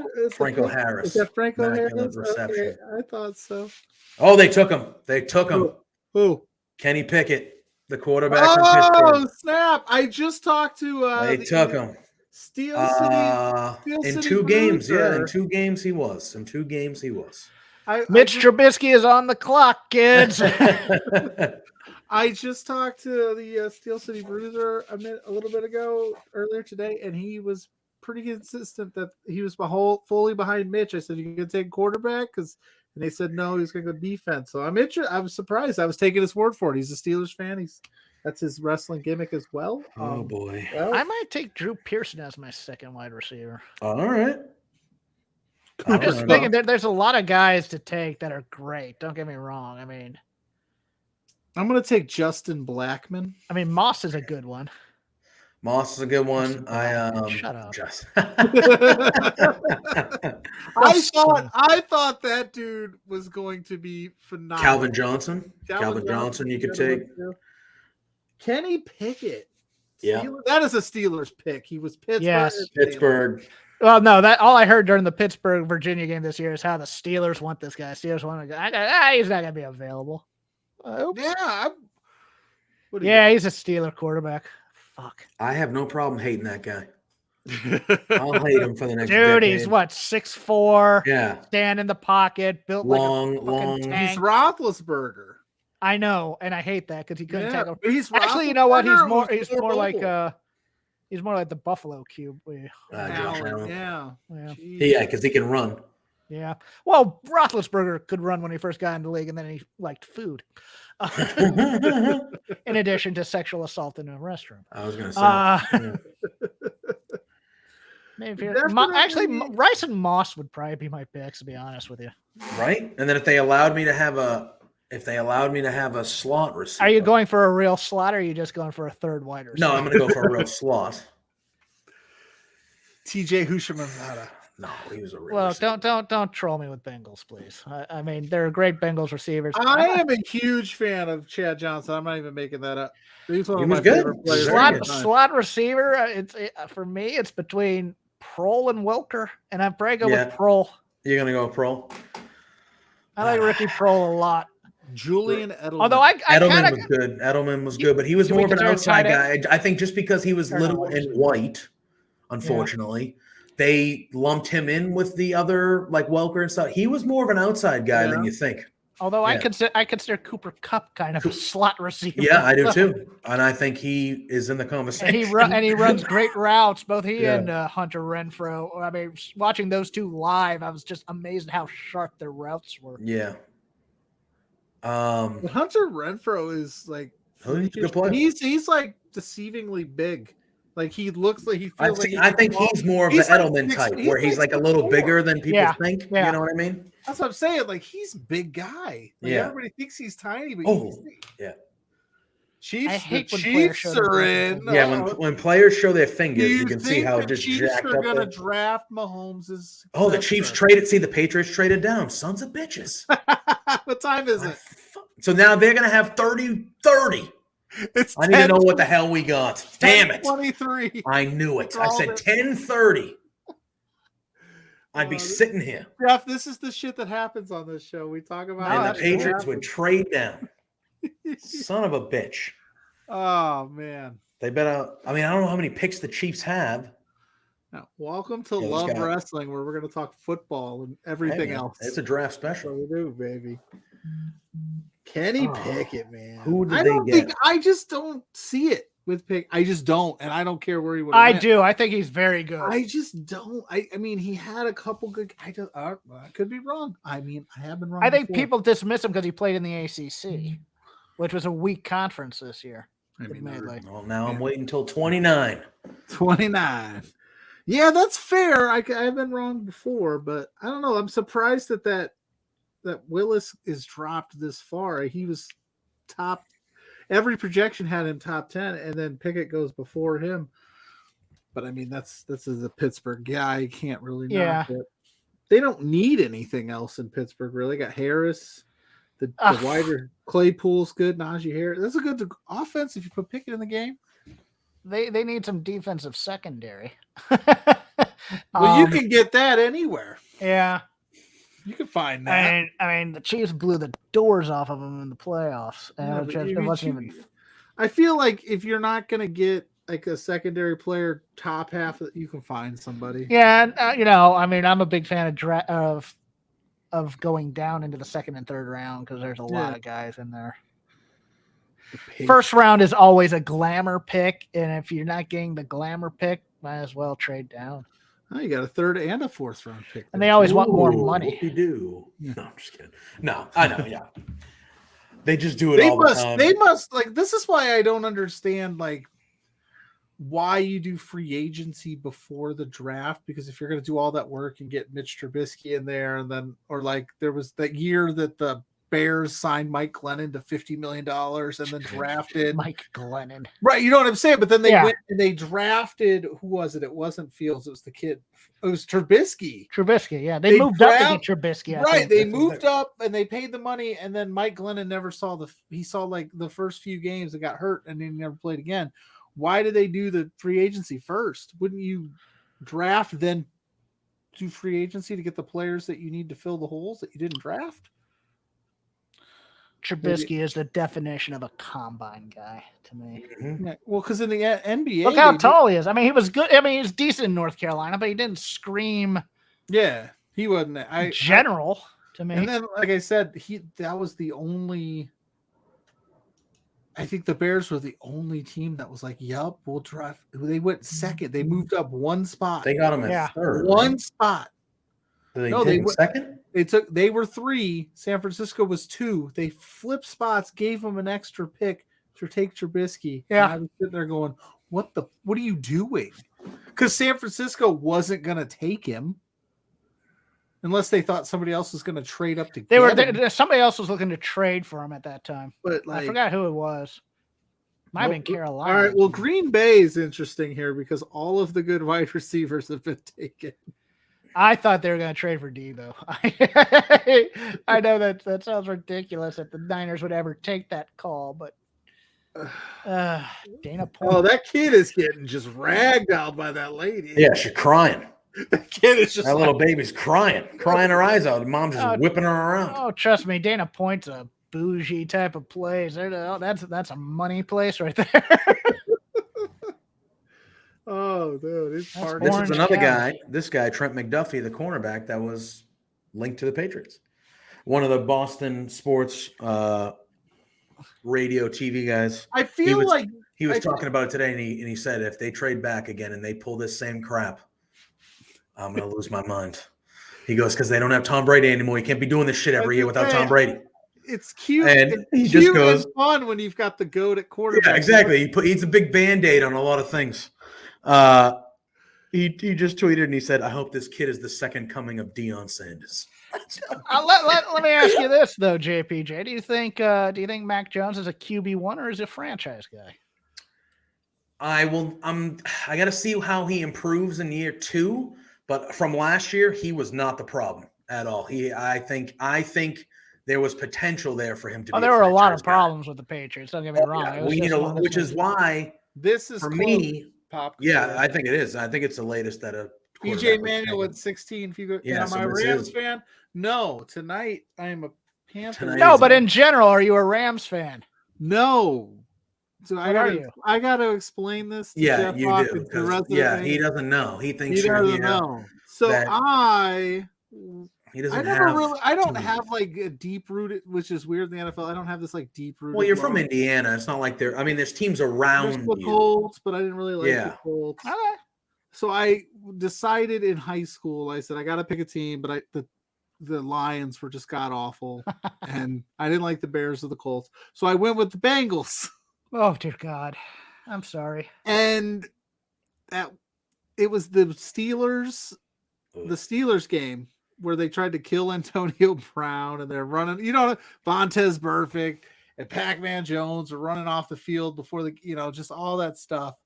And then they go, and our locker room leaders are Pac-Man Jones, Vontez Burfict, and they're like, let's draft Joe Mixon too. Yeah. Oh, so you're a Mixon's a good play. So but Mixon punched a girl. Right. He did. He punched a girl. So, but this is where I'm at. So like and then Marvin Lewis, they kept him way too long. Forever. And so I just was like, I can't keep justifying being a Bengals fan. This is so hard. I wanted them to bump Lewis upstairs to director of football operations and to promote Mike Zimmer. I was a big Mike Zimmer guy. Yeah. I love that dude. So I said, you know what? I'm out next year. I'm gonna start fresh. I put every name into a hat. I pulled out 4 names. I put it to a vote. I remember it like it was yesterday. It was the Chiefs, Steelers, Falcons, and Browns. And I put it to a vote on my Twitter page. And of course, the Browns are a dumpster fire. So they're like, everybody picked the Browns. So I rolled with the Browns, and they went 0-16 my first year. So Hugh Jackson, baby. Yeah, exactly. Hugh Jackson, Deshaun Kaiser, Notre Dame guy. Like it's a match made in heaven. It was just terrible. So now I'm sitting here, a Browns fan, and we've got Kareem Hunt and Deshaun Watson in our backfield, and I don't feel great about it. So now I'm like, what do I do now? Not only do you have I should have stayed. They gave him the largest contract in the history of the friggin' league. All guaranteed. What are the Packers doing drafting linebacker when they have no receivers? That's what I'm saying. Yeah, the Pop Couture also was like, wait, the Packers took a linebacker. Patriots, they're not going to take any. We're going to give Aaron Rodgers $200 million, trade away every receiver he has, and he's got to. That's okay. I'm not convinced Zach Taylor's a good coach still, so it's one of those things. But he's hot. Well, yeah, but I think Joe Burrow's the coach on the offense out there on the field, just calling his own plays and shit at this point. I was just like, so now I'm sitting here, right? I'm a fan of, like, my old team is killing it. My new team is having problems. So because I don't know what it was about football. I loved football. So when I was growing up, I was always just into just the sport. So I would gravitate. Like, I liked the Cowboys. I know it sounds weird, but everybody, like, I just enjoyed football. Like I thought the rivalry. With and that was me when the Bengals were down. I'm just gonna watch games and it's gonna be fun. Yeah, I'm watching. So I loved those Terrell Owens, Donovan McNabb Eagles teams. Okay, like I just liked good football. So I never really had like a deep. Surprised you never came to my neck of the woods. We were good for 20 years. Fuck you guys. No, I mean, so like I don't have that. I could switch tomorrow and just be like, oh, this is my team now. But I don't bandwagon jump. I wouldn't like go, oh my God, I'm a Rams fan now because they're so good. But I would buy a Rams t-shirt. He's not wrong. I have a closet full of You literally have hats. I could have wore a Bears. I could have wore a Bears shirt tonight. I could have wore a Packers shirt. I told him he should have just had all the teams, and when it was their pick, he should have oh yeah, change the shirts, change the hats. I'm ready. Hold on one second. Oh. If I don't hate you as a franchise, I will wear your stuff. Did the Bills just trade up here? I feel like that was a different team there besides. It could have been. I don't know. Well, the Bills are on the clock. That's okay. Maybe they're like, the Packers didn't take the receiver left. Let's go grab them. Jesus. What do you mean, grabbing a weapon for their young, good quarterback? No, but that's what I'm saying. That's what I'm saying. Maybe doing that. They're like, instead of having to throw to fucking Kendrick Bourne, who I like, but LOL. The number 3, not a number 1. Pluggo, Justin Bandwagon. Yep, got me. I don't. The Packers are like a history of one of the best ran franchises in history, and so I think it's Aaron Rodgers. Oh, he can't be easy to deal with. He cannot be easy to deal with. Yeah, I think he's a pain in the ass. I thought they were going to trade him to the Broncos. I thought that's the guy that would deal. I think that's why the Broncos went with Wilson, because I think they were in on it, and it just wasn't going to happen. I think the price was too stiff, and then when he re-signed, they were like, "Well, shit, who's left?" Because literally the week before, Pete Carroll was like, "We're not trading Russell Wilson under any circumstance," which I know is what you say in football, but then all of a sudden, I think the dominoes. Like that dude can't be hurt that they're trying to train up Jordan Love to take over for him. I mean, he's in his 40s, for God's sakes. I mean, and he did the same thing. That's what I'm saying. Like and I get it. It's different when it happens to you, right? But like, he knows exactly how Jordan Love. This is the business. This is the life we chose, kids. Like you know exactly how Jordan Love feels right there by him getting drafted, and he's going to sit in the bench for 4 years. Like that was you. Yeah, this is what we do here in Green Bay. Was Cole Beasley picked up by anybody to be random? I think the Bills are going to miss him. That's another slot receiver where it's just like they'd bail him out. Him and his COVID hot takes. Well, look, that aside, he didn't miss any games this year, I don't think. He's a good receiver. He is still a free agent currently. That's a guy that I think the Patriots would be all How old is Cole Beasley? Is that type of player that you feel like has been in the NFL for 25 years? Yeah, he looks about 40. I mean? Yeah, he's been in the league for a while. Oh, he's 24. What? Exactly. There's always that group of guys. Like Julian Edelman was one of those dudes. It's like, bro, how long have you been? Well, the beard made him look older than he was. Bro, how long have you been in this league? Wes Welker was another one. Welker. It's always those dudes. He's 33, Cole Beasley. He might get like a 1-year deal with incentives. Jadeveon Clowney is on that list too of guys I feel like has been around for 30 years, but he's really like 29. That's a dude that I thought was going to be all pro every year, man. Oh, they traded with the Ravens. I was going to say, I thought there was a different team that was up here. The Bills, man. So do you think taking over, man? I'm going to ask the resident Bengals enthusiast here. Do you think you make the Super Bowl if the Bills beat the Chiefs? Do you think you would have beat the Bills? Wow. Because the Bills didn't get to touch the ball famously in the whole debate. So yeah, I don't think so. No, I think. Yeah, I think our defense would have been solid. I think our offense would have had problems with their defense, to be honest with you. I mean, their fronts. I mean, we had to make a miraculous comeback, 28-3. So, or not 28-3, but it was we were down. You know, that first 24. half. I think it was 21-3 or 24-3, something like 24-3. Yeah, it was. I think it's a lot closer game. I think it's a dirtier game than the Chiefs game. I think that's a war. I think the weather's probably cold and snowy. Yeah. But if it was snowing, I could see us with a chance because I think our run game was better. I think Mixon would have done well in that type of environment. So you never know. I was rooting for the Bills. I thought we had a better chance against them, but I just. It's a storybook. Yeah, it's hard to speculate on that because it's a storybook. That's right. Play the highlights against Virginia. That's if you want to look good, Virginia Cavalier football. That Orange Bowl, we just looked like ass against Florida. They blew us out of the fucking water. That was like 3 years ago. I mean, I remember vividly the Virginia always makes Notre Dame look good in football. Like Deshaun Kaiser had himself a game. Well, this year we didn't have our starting quarterback wasn't playing. No, the all-world quarterback. The Deshaun Kaiser game, the game in the ring. I was on a elliptical in Philly I was in a hotel in Philadelphia I was there for an improv festival. and I decided to go to the workout room. I see that play, and I almost fall off the fucking If you're a Notre Dame quarterback and you want to pad your highlight reel, go play Virginia. Slow down. Sorry, buddy. Sorry. That's all right. I mean, at least we don't get our hopes up. This is true. And lose spectacularly in the first round of the BCS. I mean, I'm just saying. But we get there. Our coach never killed anybody on a scissor lift. Let's put it that way. That's part of the hate around here, and it's justified. I actually thought your coach now was going to leave. And join whose staff was he rumored to be? Freeman, yeah. Well, this all kind of fell. I think. Do you like him?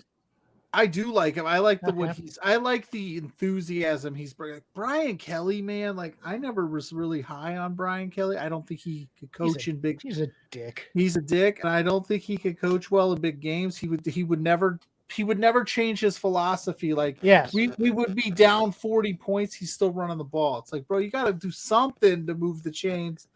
And I think it was unexpected that he just up and left but again, if you're going to offer somebody $100 million, can't fault him.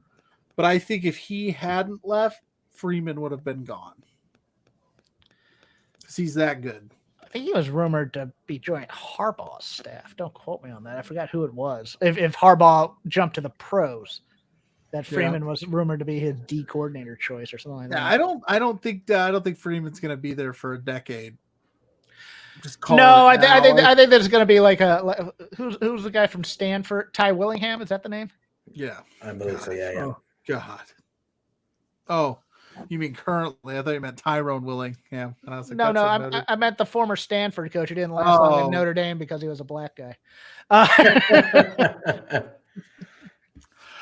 just think. Hey, Lawrence. We got put in the Montreal Alouettes draft.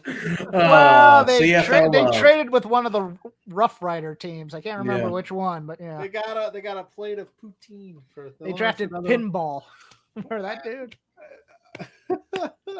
I think Freeman, if he has a few good years, I think he's headed to the NFL. I don't think this is like.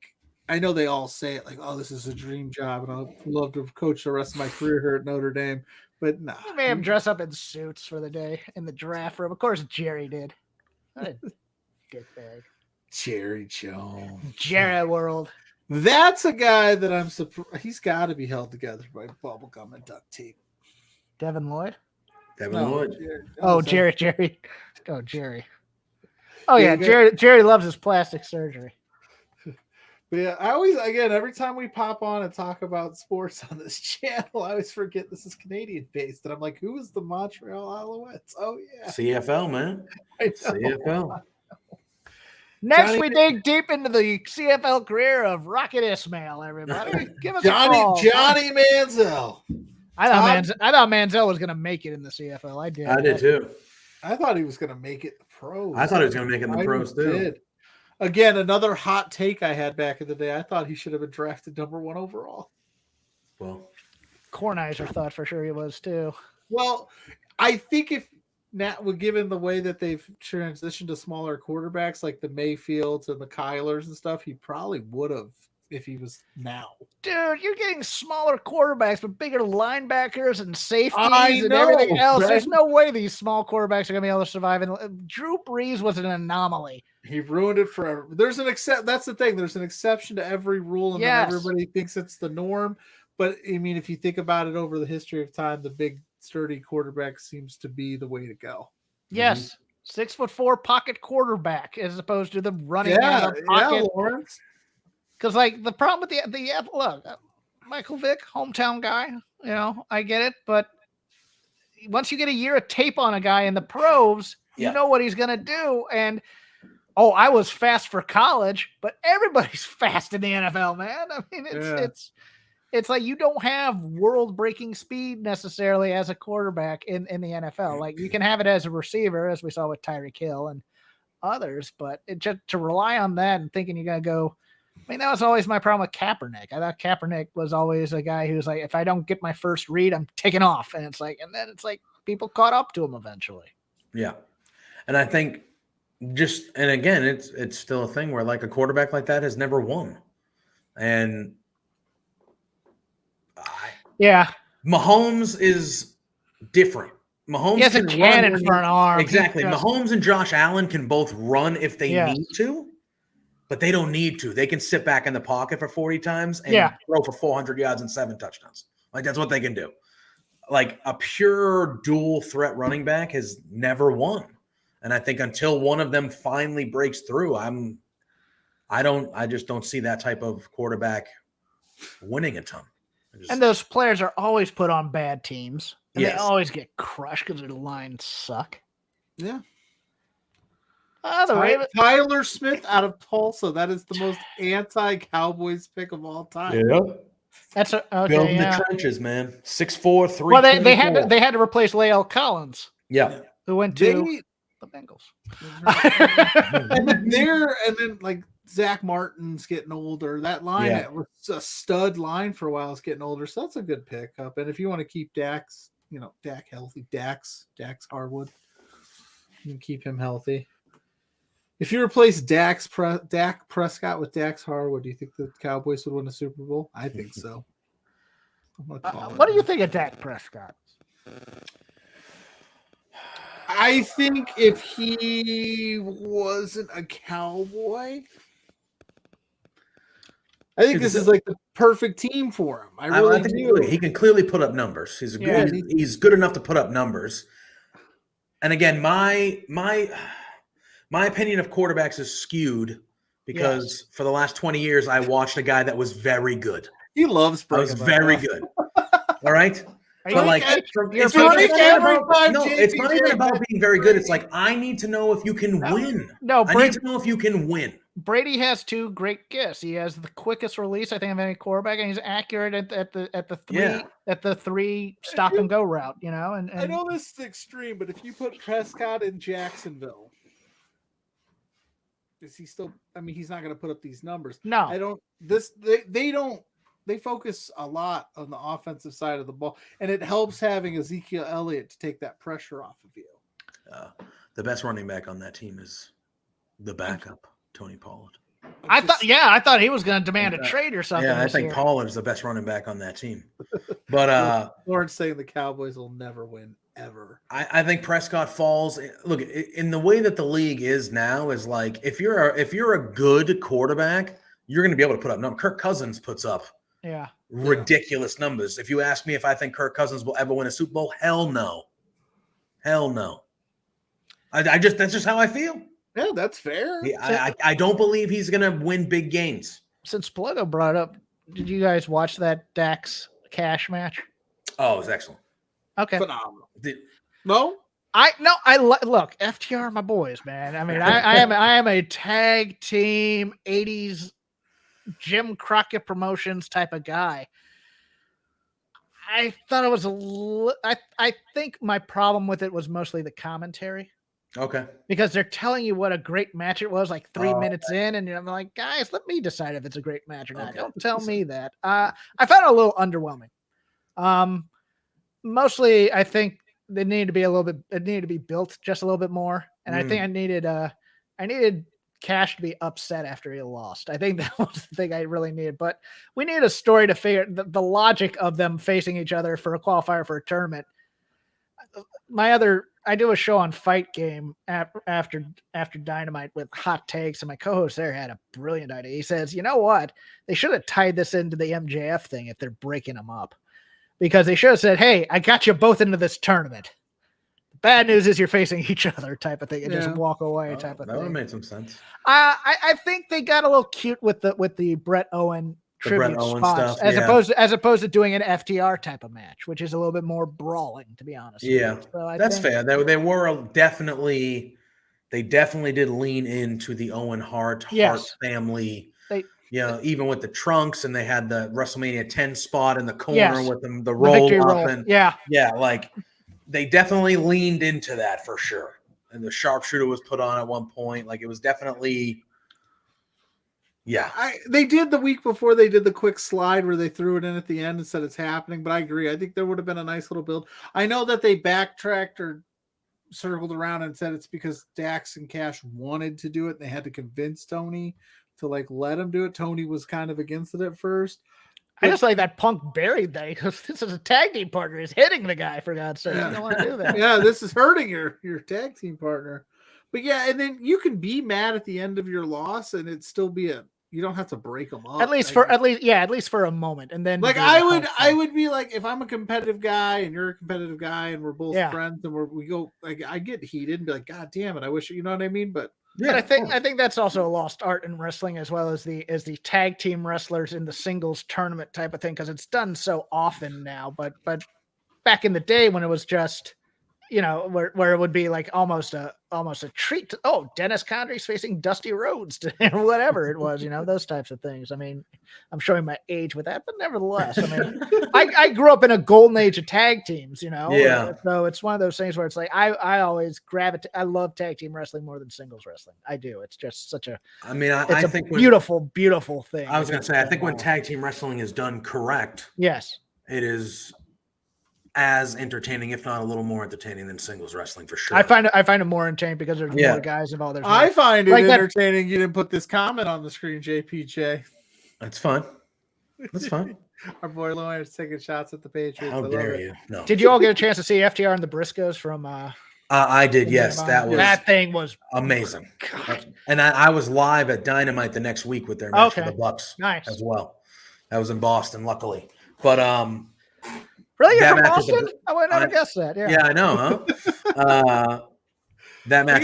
We got all points of the. We got the West Coast. Yeah, we got West Coast. We got Midwest. And we got East Coast today. Yeah. Now we need we need Florida man in here. Yeah. Where are your friends, Pluggo? I thought I was gonna pop in for 5 minutes, leave because there'd be so many people killing to get on here. Well, we had Kyle Davis from the NWA popped in before. Oh, did I miss that? Okay, that's true. And then we had Spencer. But yeah. Busy people. Why has it got to be my friends? Why didn't JPJ? I don't know. Our friends. How about that? Our There's some people popping in and out. I don't know. This thing goes long. I'm just a guy who likes hearing himself talk, so that's why. Yeah, exactly. We love having you. We're having a great time. Oh yeah. No. This is a lot of fun. It's like you keep running your mouth, Jeff. I will take that check and bounce it. I like this better than watching like old NFL players trying to assess the draft. Like I like Kuiper. I mean, Rob, I was like, when it started to get to be like 3 different stations of people talking and shit, you just like, all right. This thing is on the net, like the NFL Network. I think it's on. It's on who's doing the NFL Network broadcast? I don't know, but I didn't even bother. My girl Kay on there. Probably what's his name? The Steve Smith is probably on there. Oh dear God, that panel show has become death after. I mean, I loved the Chris Rose, Irvin Dion panel because especially after like a Cowboy playoff loss, it was just fantastic television to watch. But Steve Smith Sr. brings nothing to an NFL post game. Just like we don't bring anything to wrestling post. No, we like, this is what we like to do. We like to talk wrestling, but we like to do different spins. Like let's talk some football and put some wrestling in there too. Like it'd be silly to ignore this. Like my angle on pro wrestling is I talk a lot about TV and acting because that's what I know a lot about. So it's like I talk about that as opposed to like technical wrestling aspects. Now I can't do that, but I will tell you what makes a good promo if you want, those types of things. And I'm fine doing that because it's such a lost art in professional wrestling now. The promo, it really is, and I think stadium or like arena shows really don't help things, to be honest with you. I mean, I'd probably agree with that. I mean, I'd much rather have the old WWF style green screen promos than doing an arena promo, to be honest with you. Mm-hmm. Just one guy looking at the camera with a microphone, or a guy holding it or something like that. Like that Dalton Castle promo that he cut for Gresham for AEW, where he's like, I'm Sully Sullenberg. I don't know why, I just thought that was so good, but it was like, because it was like a green screen type deal that wasn't in the stadium, because a lot of times some of the best promos can get killed by the fans if they're not into it, if they're shouting what or whatever, exactly, or they're just CM Punk chants in the WWE, they could kill. And if you're not skilled enough to go with it, if you're not the John Cena's of the world and you're just reading off the script that the WWE's given you, it'll just kill you. Sully Sullenberger is a real person, by the way. I know, but I just enjoyed the promo. Dalton Castle is not Sully Sullenberg. That's true. I just enjoyed like the. It's a shame he got hurt, Dalton Castle, because Dalton Castle, if he had been healthy, a few years ago when AEW started. Oh, I think yeah. he'd be huge. I agree. I just feel like he might not be able to cut that promo in front of a bunch of people. No, if they're not no. having it. And that's the problem is that live arena. It's different talking to an arena crowd than talking just to a camera. Oh, the Jets back in the first round. What? Hey, we showed The Jets some just wrestling. traded Are they to gonna get their third pick in the first round. Who did they trade with? Who had this pick originally? I just saw it was the Titans, I think. No, it might have been. it was one of those teams. Like I'll take a look at ESPN, see if they have it. we're talking amateur wrestling here though on the draft leverage. See, this is what I can't do. This is what we don't do on the. I'm not going to break down a bunch of crazy holds. I'll tell you what's good and what's not. No, you're right. It's Tennessee. Tennessee was Yeah. Tennessee was on the clock, and now Maybe that's why they So were. here, I'm seeing it. They got the 26th pick, the third round pick. And Are they then going to go offense again, the Jets? My God, if they do, I mean, they've been spending like a drunken sailor It on better their be offense. offensive line because Zach Wilson needs help. Yes. His rookie season was garbage. I mean, they have 2 tight ends that they signed in free agency. I'm like, really? We're going with a power game, huh? Just think though, in a few years we'll be doing this again, and it'll be Shane O'Mac's kid. We're talking about it. Yeah, I know. He's he's in Indiana. Indiana. Heck yeah, dude. Their football team stinks, though. That is true. Well, I know how I know because Virginia used to play them every year. By the way, I completely glossed over the fact that you thought I had friends. I got you, Jeff. No. I thought other podcasters or stuff might be coming. I here. thought didn't want to so have the too. time. Some people must have fell out, or maybe they fell asleep. I don't know. I get it. You know, Or maybe it's they're hard. just not draft guys, and they thought, we don't know anything, so we're not going to be on there. I'm like, dude, I've forgotten more about college football than like I don't know players and stuff anymore for the most part. I just know. It's as crazy as it sounds. Sometimes it's a tough sell to get wrestling people involved in things that aren't wrestling, but at the same time, wrestling people don't like to just come on and just not do. You know what I mean? I could talk for 30 minutes about subjects I know nothing about. It's great. It's a natural talent, to be honest with you. I know enough about football to be dangerous, but it's like one of those things like, when you're 23, you know every player and every college and everything like that. And as you get older, it's just like, who's that? Yeah, exactly. Exactly. Man. Jacksonville is going to be interesting this year. I agree. Because I do like Trevor Lawrence a lot. I just think that was a mess with Urban. Like, yes, I feel like I have to not throw it away completely because he didn't play well, Trevor Lawrence. But I can't imagine he had the coaching and the development their front that he office should is a have mess. been. Yeah, if your front office is a mess, it's not going to get better even if you hire a great coach. Yeah. So, but I do like Trevor Lawrence. I think he should be good. They got a good young receiving core too. The defense is pretty good. If they get a real coach, the Texans are gonna suck. We know that. So if they can like elevate themselves above the Colts, they could be in contention for that division. To be honest with you, now that the Titans have traded away their best receiver for another receiver that's not as good. We'll see a value over replacement. Defensive end, okay, and this guy's pretty good. Oh, they took him. No, Jermaine Johnson. Did he say Jackson there? I thought he said no. Jackson. It's Jermaine Johnson. He might have said Jackson. I'm not listening. Look at that suit. I love. Yeah, that is a suit. So defensive end, they went there. That is a suit.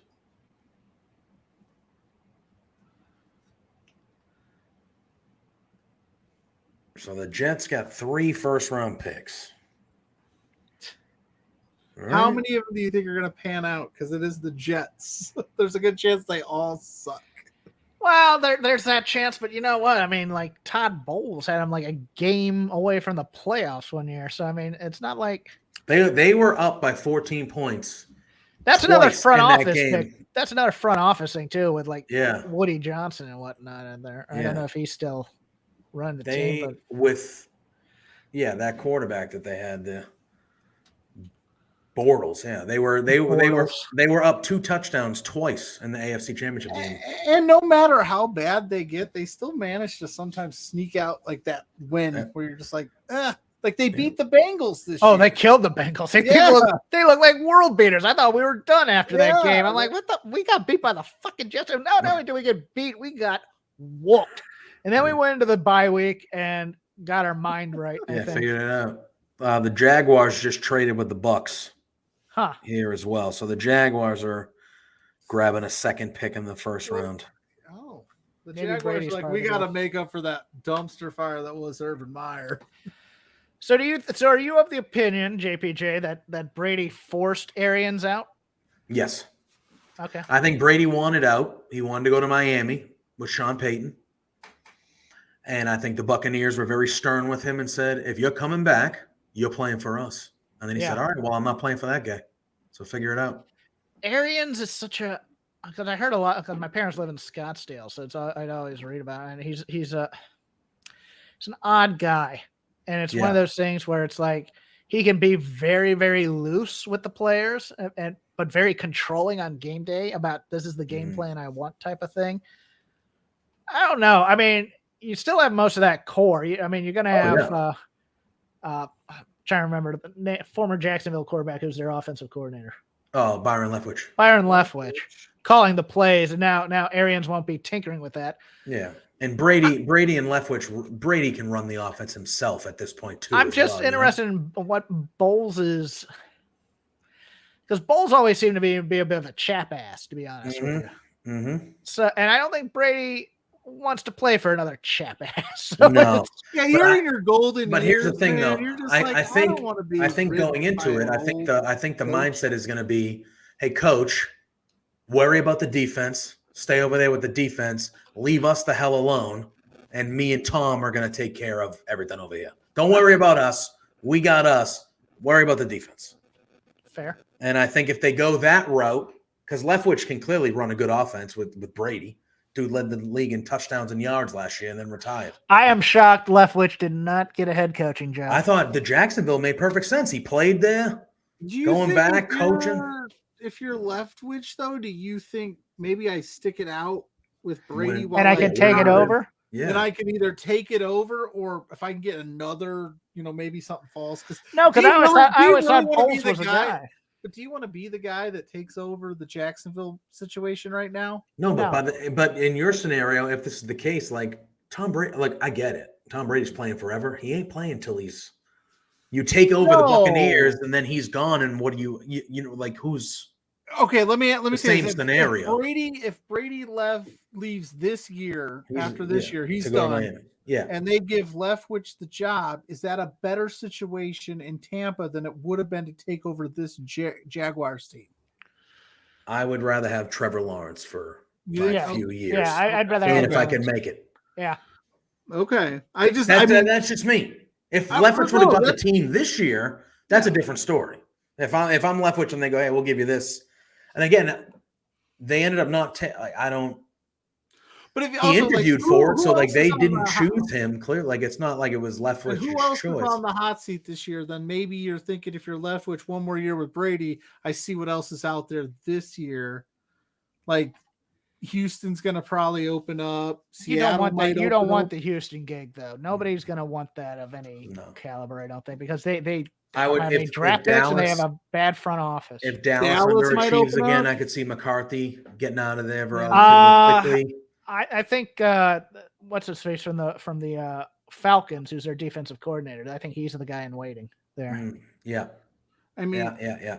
What the hell's his name? Harbaugh. I mean, the Ravens, if they underachieve again, it's possible. I think he's one of those guys that's set there for a while. He won a Super Bowl. He ain't ever getting fired. But I'll tell you come this. on. You guys are gonna think I'm crazy. All right. If the Patriots regress, not this year, but I think Belichick would then be. I think Belichick will retire. Yeah, he'll retire before he's not going to be correct. Yeah. Yes. But Robert Kraft, the owner of the Patriots, has been very vocal about how he doesn't like the fact that we haven't won a playoff game since Tom left. Very vocal. And I think the pressure is on a little bit. Like, okay, spoiled much? Let's go. I mean, it is. It's part of it. I think the one guy that is going to wait until to be the man. I think Eric Bieniemy is in Kansas City. Notoriously bad interviewer, from what I've been told. Is that the main reason why he hasn't gotten a gig yet? Because of that? And I've been trying to find out from friends of friends. I go, okay, is it a nerves thing, or is it I'm coming in and you want to hire me? I'm interviewing you. You're not interviewing me, type of thing. I can't figure it out either way. But I think Spagnuolo wants that job too, though. To be honest with you, I think Spagnuolo wouldn't mind taking over the Chiefs. For a bit, but who knows if Reed's actually thinking about leaving. So if the Patriots take Nakobe Dean at 29, I'm good. Linebacker's a need. Yeah. For us. Linebacker's also a need for the Bengals in some ways, but I still think we're going cornerback or tight end. Oh boy. All the hats in there. Look at that shit. Or we get to the 29th pick and the Pats trade down again. Yes. We'll take the first round pick. We'll take your second round pick. And I'll be like, thank you. Thank you for this. Appreciate this. It's like the ninth time in my life they've done this. I'm super intrigued with the Jaguars because, they made such a big splash last year with Urban Meyer, Trevor Lawrence, ETN, and then it just was not good at all. I'm sorry. I 100% equate that to Urban Meyer. But I also, that's what I'm saying. I don't equate that to the players. It's right. Is Trevor Lawrence, he didn't really set the world on fire. Is that more Urban Meyer? Are we going to see? I think he didn't have anybody. I didn't have anyone coaching. I equate it to not Tony Khan, but to the Khan family, because they knew what they were getting with Urban Meyer. It's true. They knew it. They wanted to flash. If it worked, you look like a genius. If it doesn't, you egg on your face. Hard. And because of the Florida market, because they still love him down there. So it was one of those things. But dude, he's never left a program better than he found it. Mm-hmm. And I find it interesting for a team that needs so much to trade up into the first round instead of stack some picks and maybe get some depth on your roster, because you're not really going to win 5 games this year. You never know. Maybe. I don't know. You're right. I don't. That's why I'm sitting here with you fellas. And for all the love of analytics, it hasn't done them much good. No. All right, let's see what they do here. Jaguars take Devin Lloyd. Yeah, Devin Lloyd. So they got the linebacker. See, now this is where what I get worried about. Because besides him, Nakobe Dean is the best linebacker. Although the Packers just took a linebacker, so I would hope they're not taking a second linebacker right now. They need a receiver. They need a receiver bad. But then again, I'm going to be at 29. I'm going to be like, all right, we're going to get the linebacker. And the Patriots are going to draft the kicker. Something else. The kicker. Sebastian Janikowski. No, there's a rumor. Not a rumor, but there's a punter who's projected to be a third-round pick in this. Yes, and that might be the Bengals. Yeah. Bengals may actually spend because our punter. He was not kicking them well in the Super Bowl. And everybody kind of crapped on you for taking McPherson so early last year. That worked out really well. Yeah. So, try to do it again. Get you a punter. Wearing my Shooter McPherson shirt, as a matter of fact. All right. Where are we sitting here? All right, we're at 28. We're at 28, so we got 1, 2, 3, 4, 5 picks left total. Dear God, the Packers need a receiver. I know. How the hell do you not draft a receiver? If they don't, Aaron Rodgers is going to void that contract. Dude, I think that's a rib on Rodgers, really. I think it's 100%. We're going to re-sign you, but we ain't giving you shit to throw at. And you're going to be fucking miserable for a year. So you retire. For 4 years. They signed him for 4. Yeah, but he's going to be out after 1 if he gets hit too much. Yeah. How much of that $200 million is guaranteed? Probably a lot of it. Because I know Deshaun got full guarantee. His 230's full. Guaranteed. I couldn't believe that either, man. How the hell do you give Deshaun Watson guaranteed money like that? And you traded the farm. God. The farm. If you're the Browns, Rodgers signed a 3-year, $150. That has to be a spreadsheet move. That has to be something where they looked at some sort of metrics on the guy and they said, "Look at this dude." And he has 2 years of play in the NFL. Look at him; he stunk. That's a deal you make for what you've done for us, not what you're going to do. Yes. Because there's no way that if he makes it 4 years, he's still. So it was a 4-year, $200 million contract with $153 million in guaranteed And money. knowing he's probably gonna be out either the whole season or half a season this year. Yeah. So it's $50 million per year on the money. God, they actually have That's Jaguar Rodgers, fans. right? Yeah. Yeah, that's Rodgers' contract. You're in Vegas, baby. There's just some hodgepodge of people there. That might be fun. Go to a draft In Vegas, yes. in Vegas, yeah. Not like in Indianapolis Not or in anything. Tennessee. Or, Tennessee might be fun. Nashville's a fun city. The thing that's crazy about the Watson deal is it's 5 years, $230 million, all guaranteed, but they're only paying him $1 million this year because they know he's going to get suspended, and he's not going to play from all year. So literally, this year's contract is only $1 million, and then the rest is all the rest of the years. Huh. yeah, because then they don't have to They take. pay him $1,035,000 this year, and then it's That's it. $46 million a year for the next 4 years after that. Patty Mahomes screwed it up for everybody, bro. I mean, I know he's worth it, but his 500 He did a million? 10. He did a 10-year. No, this 50 contract million. is what ruins it for everybody. The guaranteed. Well, I money. know, The full guarantee changes the game. Well, Kirk changes the Cousins game. got full guaranteed, but it wasn't. Forgot Doug Peterson was their coach. Yeah, that's So did right. So Look at- did everybody. Say what you want about the guy. The dude beat the Patriots in a suit. Like he got there with a young Hey, quarterback, Oh, yeah. a Nick Hey, Foles, Carson Wentz, young quarterback, and turned him into a good player. And a great Jeff, defensive line. Did Yeah. you know that? Did you know that JPJ is a Patriots Look, fan? I was just talking about a game we lost, bro. I know. I'm just saying. You said Doug Peterson's a great coach because he beat the Patriots. You're Yes. propping him up because he beat your Correct. team because they're Not so good. Made Carson Wentz an MVP candidate for crying out loud. Philly special, baby. He got Nick Foles paid. I was too. happy for Chris Long. Nick Foles was. I was like- happy for Chris Nick Long as well. Foles was not a bad quarter. He had like that run with the Rams where he was like 28 touchdowns, like 2 intercepted. He was wasn't sneaky bad. good on the Rams, actually. Yeah, he like he was. wasn't a slouch by any stretch. I know that the narrative is that he was just some dude that they like found. No, I mean it's a good backup quarterback to have at the time. Yeah, at You're the time, walking into a absolutely. starter, you know. Absolutely. Andrew. The pick is in, and they're gonna go with a safety. I don't know. I think they're doing other stuff first. Man of the Year stuff. Andrew Whitworth. I loved Witt on the Bengals. I understand why Yeah. he left, and I had no animosity towards him when he won the Super Bowl. To be honest with you, but it was a little. I would have liked to have beat him on the way out. Yeah. But I mean, he gave his all for Cincinnati. He just didn't have a team for him. He retired, correct? He went out. He went Yeah, out. no. When he was on the field after in the With his celebration, kids, right, with his yeah, with the kids, kids, right? yeah, this is Daddy's last Yeah, game. I saw that. Yeah. What a way to go out. Yeah, they're doing this now. And he really. already looks like he's dropped about 75 pounds, which is the Yeah. way to go for offensive linemen. Offensive linemen always lose the weight. Yeah. Everybody else always gains it. Yeah, like Jeff Saturday. Yeah. He's a prime Yeah. example. I That remember dude- an early that dude one. weighs $125. now. Yeah, and Mark Schlereth was another guy. I remember when he first got on ESPN, like within 2 years. I see it with Teddy Bruschi when he's on there. I'm like, he's like 70 pounds thinner than he was when he was playing. There's another guy who adds nothing to a broadcast, to be honest with you. I liked Bruschi as a player, A loved him great to player. death.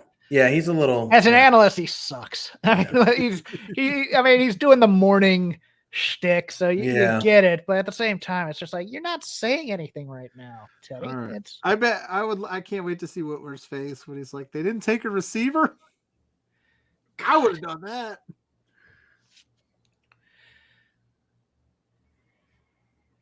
Swerves how? oh, they're at the link. Okay, But- link's fun. Yeah. They have that giant Ferris wheel thing. Guy who used to coach improv does the video on it. Actually, Andy Dick's kid, who's just Really? an Andy asshole. Dick as a kid? Oh yeah. Wow. Who's a dick? His Is kid the or kid Andy the Dick? asshole? Yeah, Or is they're Andy they're Dick they're, an asshole? they're both they're I had to deal with both of them. Acorn at doesn't one fall time. far from the tree, huh? Well, Andy is insane and crazy. Yeah. Lucas was just young and arrogant. I mean, I can handle that, but Yeah, I'm not a fan of Andy Dick. Let's put it that way. Dude, and everybody in LA has an Andy Dick story. If you're watching right now, Jeff Hawkins, not a fan. Well, everybody in comedy has an Andy Dick story. Like I was at a party and Andy Dick showed up. Really? Yeah. And then he said, "I want to do cocaine off your tits." Well, all right. Okay. That's a good time. Those types of stories. Oh yeah, I can imagine. Like being a pervy creep story. Yeah. With men and women. Oh, there it goes. You guys are a few seconds. Got to be a receiver. Who's left? They didn't even put one on their best available. Defensive tackle. Did they? Yep, they took a defensive tackle. They really? They loaded up on the defense. Loaded up on the defense. The Green Bay Packers. Fuck are they doing at that team? If I had any water left, I would do the classic. There you go. Lawrence in the chat says, "Yeah, Andy Dick sucks." Andy Dick sucks. Yeah. I used to have his phone number. I think it still works. You know Devontae Wentz. I had to do business. They should have took a receiver, but I'm happy for you. Who is he gonna throw to? Sammy Watkins, bro. Yeah. Randall Cobb. Slow ass Sammy Watkins, huh? And Randall Cobb. Who's like 90. No, it's gonna be Marquez what is it? Scandling? Valdez Scantling. Yeah. That's all right, second time tonight, guys. Randall Patriots Cobb, on the clock. Let's go. Oh, the pick's in for the Patriots. Is it? That was quick. N'Kobe Patriots- Dean, baby. Come on, give it to me. We need a linebacker. Linebacker or corner. That's what we need. See, that's the thing, too. The Patriots never make you sweat out their draft picks. They know what they're like. We're done. Yeah, but see, here's the thing, though. Now we're like, oh, N'Kobe Dean's still available? Cool. And Well, that's what I'm saying. Some other guy. Quarterback from Bowling Green. Yeah, What? exactly. That's what we're going to do. They're going to convert him to a long snapper. Right. Yeah, it'd be great. First round long snapper pick here. We need a lot of stuff, though. We need linebacker, corner. I would like to offensive see- Hey, line, that's another receiver. Virginia guy that the Patriots, that their long snapper for like 15, 20 years was a Virginia I'd like to kid. see somebody let the time lapse, like the Vikings did that one did time? that twice. Twice? Or was it the Ravens once and the Vikings? I know the Vikings definitely did it. I remember that. Yeah. Yeah. I remember Cincinnati once ran out of clock. They had to rush to get up there to beat the other person. Could you imagine? Like, that's your one job. Make a pick in 15 Well, minutes. keep in mind, back then we didn't have a scouting department. We had Mike Brown this is who I think's good. This is all right. I got this football prospect guide. I'll just see who's good. So the Patriots made the pick. Are you excited? Are you happy? I would have liked them to make a pick at 21. I would have liked them to make but I get it. You get the extra third round pick. It's good. I mean, more picks on day 2 ain't a bad pick. Yeah, you get a fourth rounder. Yeah, we got a third and a fourth, so you get the extra collateral. So if you want to move up later or just take a bunch of guys, usually, in the second and third round, you find a lot of good players. It's not like I'm upset that they have an extra pick.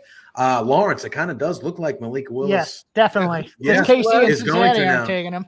Yeah, Casey and Cincinnati aren't going to take him, and the Rams aren't. Unless somebody pops into the unless the Rams were to take him to be behind Stafford for 2 or 3 years until that'd be interesting. They have pretty good backups in LA though. So I would assume this he's is dropping. this is what happened to Lamar Jackson. And somebody came in on the 32nd pick. The Ravens came in and grabbed him. So maybe because everybody was going, well, they have Flacco. What do they need him? And then Flacco gone. I'm surprised the Rams have a first round pick. Then they traded him for years. Again, I don't know. I don't think they have. Do they have it? Let's see. Hold on. Who's left? No, just I think the last pick is Cincinnati. I think they don't have. And they're not. And they're not because they don't have any picks. The Rams. Yeah, they're not. The Rams have traded. Somebody has to have 32 then. Well, see, it only has listed through 31 here on the crawler. Wait, did this pick get suspended? Yeah, it's just 31. I don't think there's a 32nd pick. Maybe somebody had to. Maybe who did the Rams give that pick to and got taken away due to a disciplinary thing. Yeah, that's what I'm thinking. We need some research department here. Was that the Browns for signing Deshaun? Maybe I don't know. Is that a thing? No. But there was something about picking and taken away for something, but I could be wrong. Maybe that's why this draft is flying. It's one less pick. What the hell? So do the Bengals have the 31st pick? Yes. Do you trade back? No. You keep it. You take the best cornerback on the board. Okay. Wait, what? Because they need it. So I admittedly not 32 team. I admittedly don't know a ton about Malik Wills. Why the I Rams just know don't have a. the Rams traded out, but I don't know why he was projected. This might be the biggest drop since Quinn. Oh, they don't have a first round pick because of the Stafford trade, and so the Lions must have done something with it.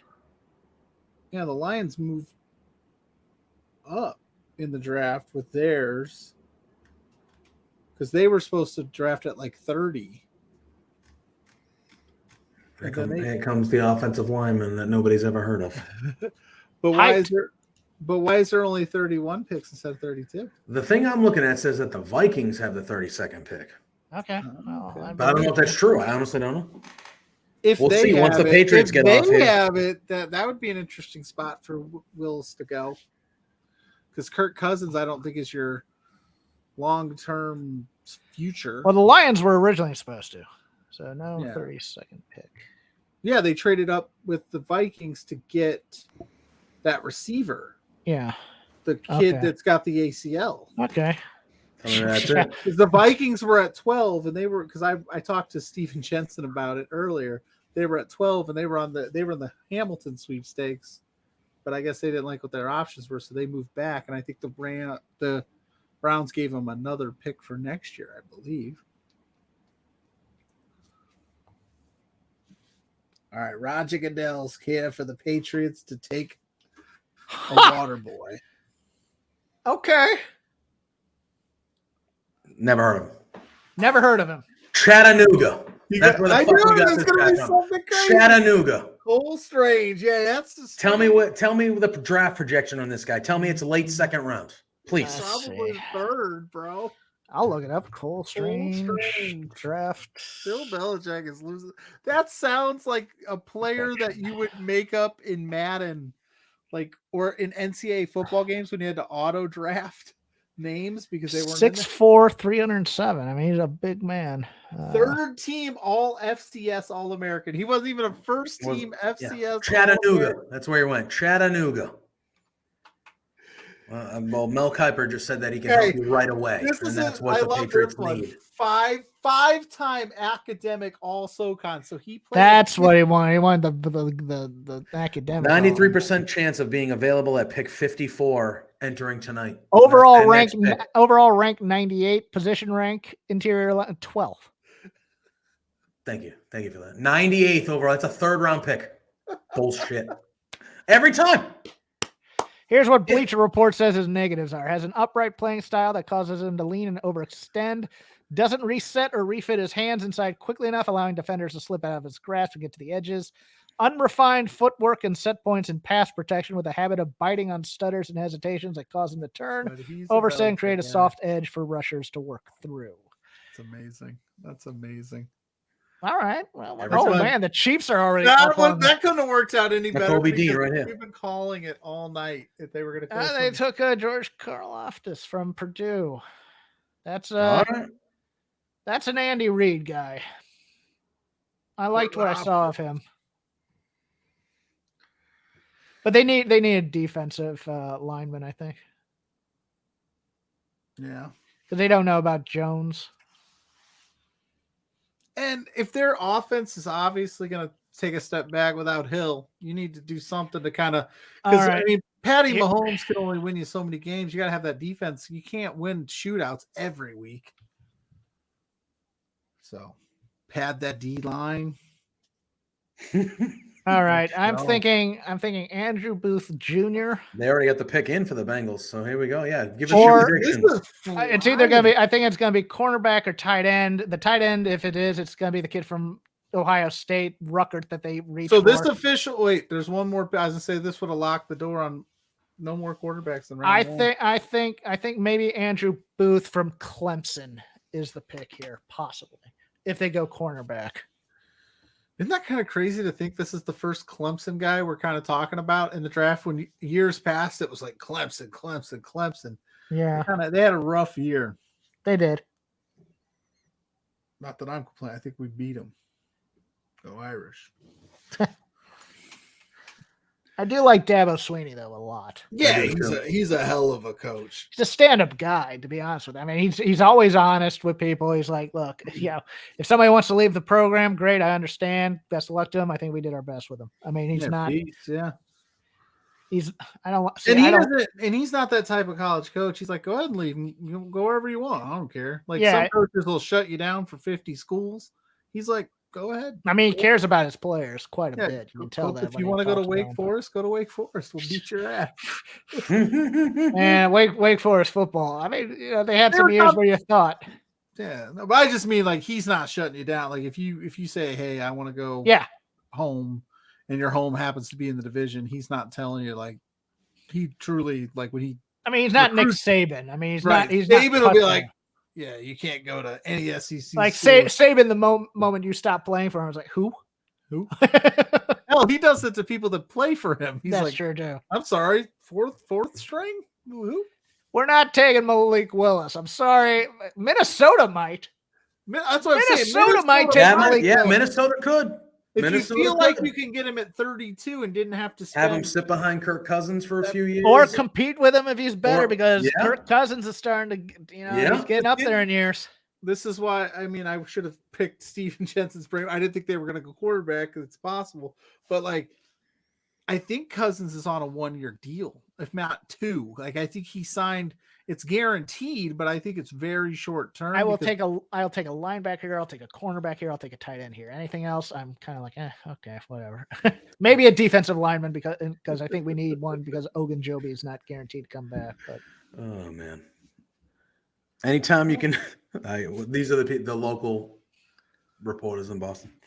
Anytime you can get a third-team All-American from FCS in the first round, you got to do it. You got to do it. Well, the Patriots traded down and then took someone that confused everyone on the fucking broadcast. What year is this? Although I'm convinced Dan Shaughnessy should play the Mad Hatter in a Batman. You remember the year Anthony Bennett went number 1 and Bill Simmons was on that broadcast, and he goes, "What? Who?" I wish you would. I can't imagine because Bill Simmons is a Boston guy. He's probably like 14 hours ago. I tweeted, "Happy draft day. Can't wait to watch for 3 hours for the Patriots to either trade down or take a lineman with a 3rd-round projection at number 21. They did both those things. Wait, what's your Twitter account? I want to retweet that. It's at Joseph _ right next to my name. Yeah, right next to my name in the box. Okay, I'm not looking at the camera. Literally 14 hours ago. Can't wait to watch for 3 hours for the Patriots to either trade down or take a lineman with a 3rd-round projection at number 21. He's a 5-time SoCon All-American. He literally did both. Academic All-American. He's got the brains. Unreal. He's a Belichick is drunk right now. No, he does. He's been doing it for 20 years. I know he does. He's drunk. Hey, just because you do something for 20 years doesn't mean you don't slip up once in a while. Like, whoops. Unreal. I gave him 6 titles. We all were laughing when he took the kid from Chattanooga, but who's laughing now because he is a 2nd-team All-Pro? I mean, yes, that could happen. I guess he's going to be the highest-paid lineman in a few years. Oh my god! Damn it! Look, and for all the things I know, I'm ragging on Belichick here. Obviously, I love the guy. He has always been really good talent evaluator when it comes to offensive line. The Patriots have never had offensive line issues. Like that's one of the standard positions where we're always usually strong. We took one of your linemen. You did. Free agency. Thank you very much. Yeah. I love that kid. You're like Cole Strange, keep him. Well, no, build them up for us and we'll return the favor that you did with all our running backs all those years. The thing is, like, we had Shaq Mason, who was like probably, and this is not saying that I have high hopes, but like he was one of the best players on our team last year, and we just traded him to Tampa Bay for no reason. We were like, here, Tom, there's Shaq for you. He's our best lineman. It's probably in his contract. Like, look, you guys owe me one if I leave. Good Lord. All right, we're coming back with the Bengals on the board.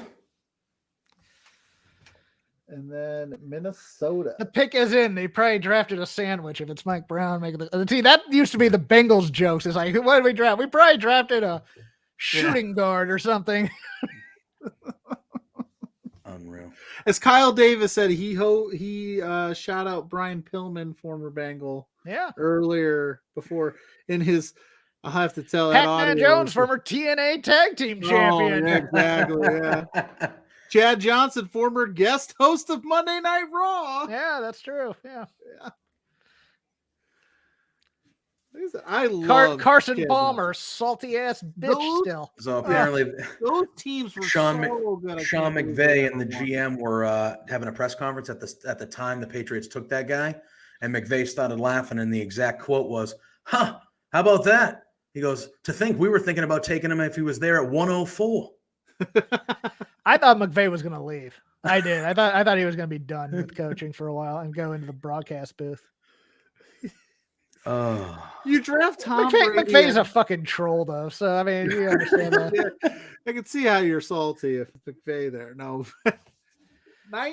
you draft Tom Brady, the GOAT, at 199. You just think that you could just recreate that magic whenever you want. That is my most magic moment of Super Bowl week. Was Carson Palmer still being salty at the Bengals, saying, "Why would Joe Burrow want to re-sign there?" There it is.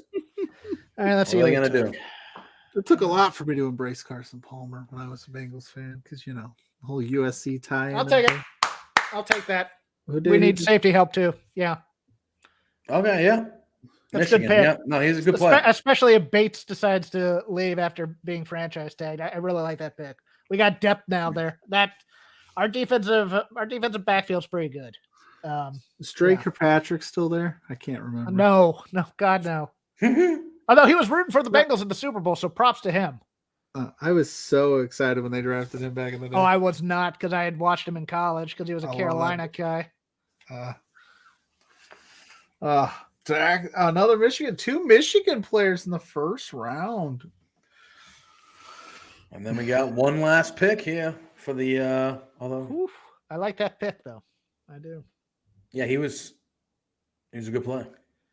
I still think we need some help on the cover corner, but Eli Apple being what he is. But that's another one of those, like, in the first round, if you're not going to get the sauce, top 5, you can probably we can find a guy in the second or third round. You're gonna find some dudes, some studs that are just. I think second round. If he's still there, man, we're taking the tight end from Ohio State. Yeah, because we also like drafting local. We really do. And Ohio State's not the worst team to draft from. No, they really aren't. The philosophy was we got to sell tickets back in the day, so we might as well take us back to the Super Bowl. Let's win this time, please.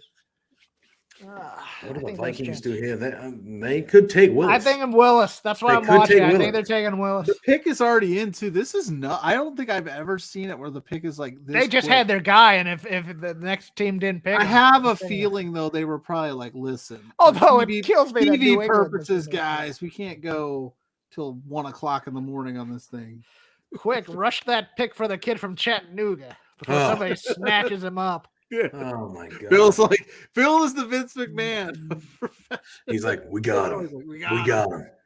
We're just gonna call him Strange. Sign me that one-legged wrestler. They get the wrong one-legged wrestler. They put him under contract. Oh man! They're talking. They're talking. Cole Strange, baby.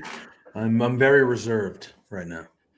Oh, because you have nothing to say about it. I don't want to. I knew they were doing this, and I still got excited. I was like, "Oh, Nicole Dean's there." I knew they were doing it. Have you ordered your Cole Strange jersey? No, I haven't.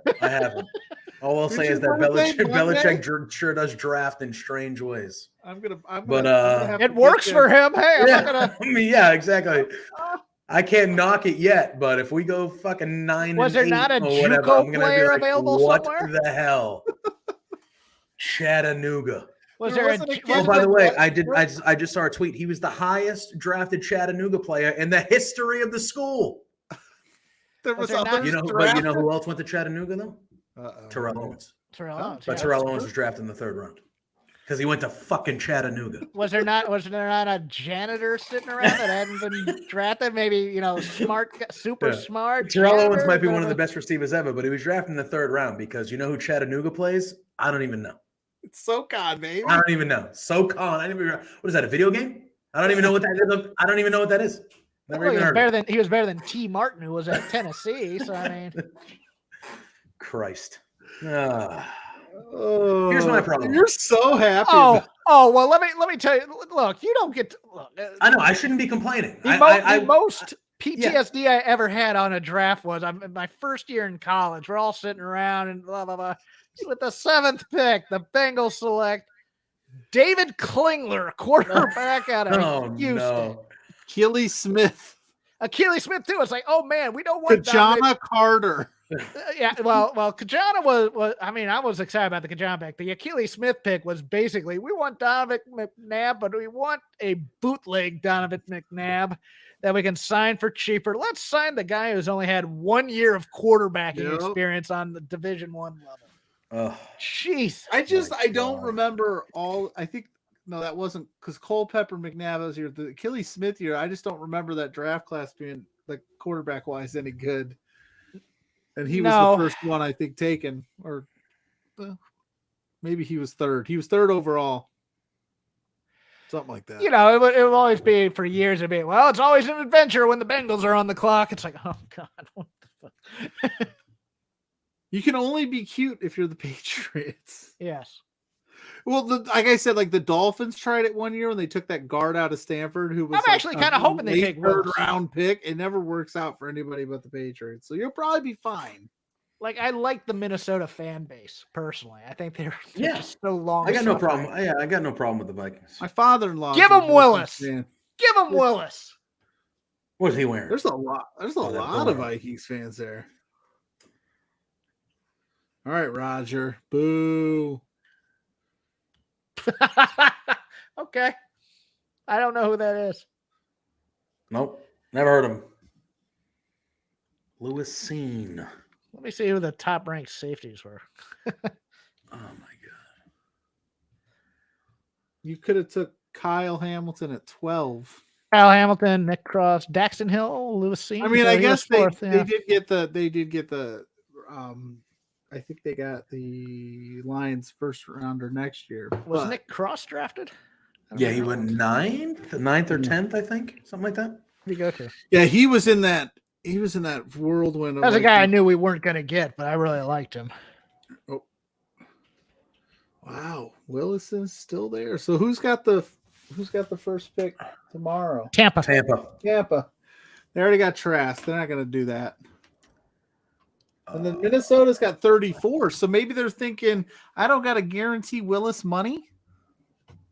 I'm taking okay. What's the draft order for round 2? Let me find it. Draft order round 2. I'm just looking at the Tampa, Minnesota, Tennessee is the next 3 at least. Tennessee might take a flyer on him. Could. Well, yeah, you're in flyer territory because first round's guaranteed money. The rest of it's not. Well, no, but it's obvious that the coach is not a fan of Ryan Tannehill. Let's put it that way. Well, I mean, that is true. I think Tannehill is at some point it's Tannehill's fault because they weren't a fan of him in Miami either. No, but I mean, he was. I mean, he is perfectly competent game manager for them, but he's not a QB. He's not a franchise guy, and he's not even a QB1. Right. He's just. But the guys like Malik Willis are they're risks. They really are because they're athletes who are quarterbacks, not quarterbacks who are athletes. So it's right. Yeah. And I think I don't know who made the comment earlier. They don't win. Usually. Yeah, Joseph did. Yeah. They don't win. They don't win. Yeah. They just I don't know. Oh my God. Well, that's the first round of the NFL draft. This was fun. I stayed No, on. that was a lot of fun. Yeah, no, I'm glad you stayed on. Yeah, Yeah, you were definitely. like, I'll go. We're like, Like, no, no, dude. everybody You're else, gonna be everybody sitting else there is just shooting the late. shit. That You're loser has nothing to do tonight. Fuck him. Look at us. No. Yeah, no, we love having you on, man. That's a lot of fun. We do this everyone. We talk football all the time on this show. Yeah, I mean, yeah, we're here anytime. We open door policy. Anytime you want to hop on, talk about something that's on your mind, or talk about football, other sports, whatever. You are more than welcome, my friend. Yeah, more than welcome. Appreciate it. Especially if Spencer's paying. Yeah, of course. Duh. Yeah. Duh. We don't. The money doesn't come out of our bank accounts. I'm not taking any loonies. All right. Exchange rate on those things. I know, but no, seriously, thanks for hanging on for as long as you did. It was a lot of fun. Tell the people where they can find you, what you do. Okay, go ahead. Get your plugs in, man. I'm at CrapGain13 on the old Twitter. I crack wise about wrestling parts of the day for the most part. I do a show called Shake Them Ropes, part of the Voices of Wrestling Broadcasting Network. It comes out every Friday or Saturday. Kind of a lighthearted look at mostly stateside wrestling, but we now have transferred into a lazy river of wrestling criticism. Whatever we want to do, whether it be old stuff or new stuff, we can do it. Wednesdays, I do a show on Fight Game Network called The Dynamite Show with Paul Fontaine. Hot takes on AEW Dynamite. And occasionally you'll see me at the Fightful Neighborhood, which I was a member of for a number of years. All right. For me and Pluggo, you can see us every Thursday here on 8 p.m. Obviously not as long of episodes as this one with the draft special, but 8 p.m. every Thursday right here on Love Wrestling CA on Twitch. Until next week, thank you again, Jeff, for hanging on. That was a lot of fun. We appreciate it. But until next week, we have our 50th episode celebration next week. 50th episode. Who would have thought? Who would have thought? We thought we were getting canceled after 2. Literally. So thank you. But yeah, me and Pluggo will see you next week. But until then, peace out.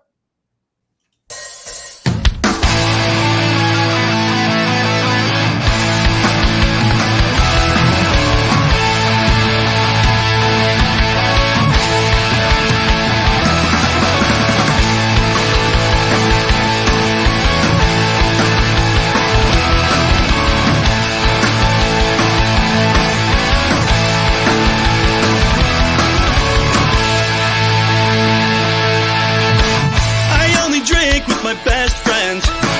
Some people say we have a problem,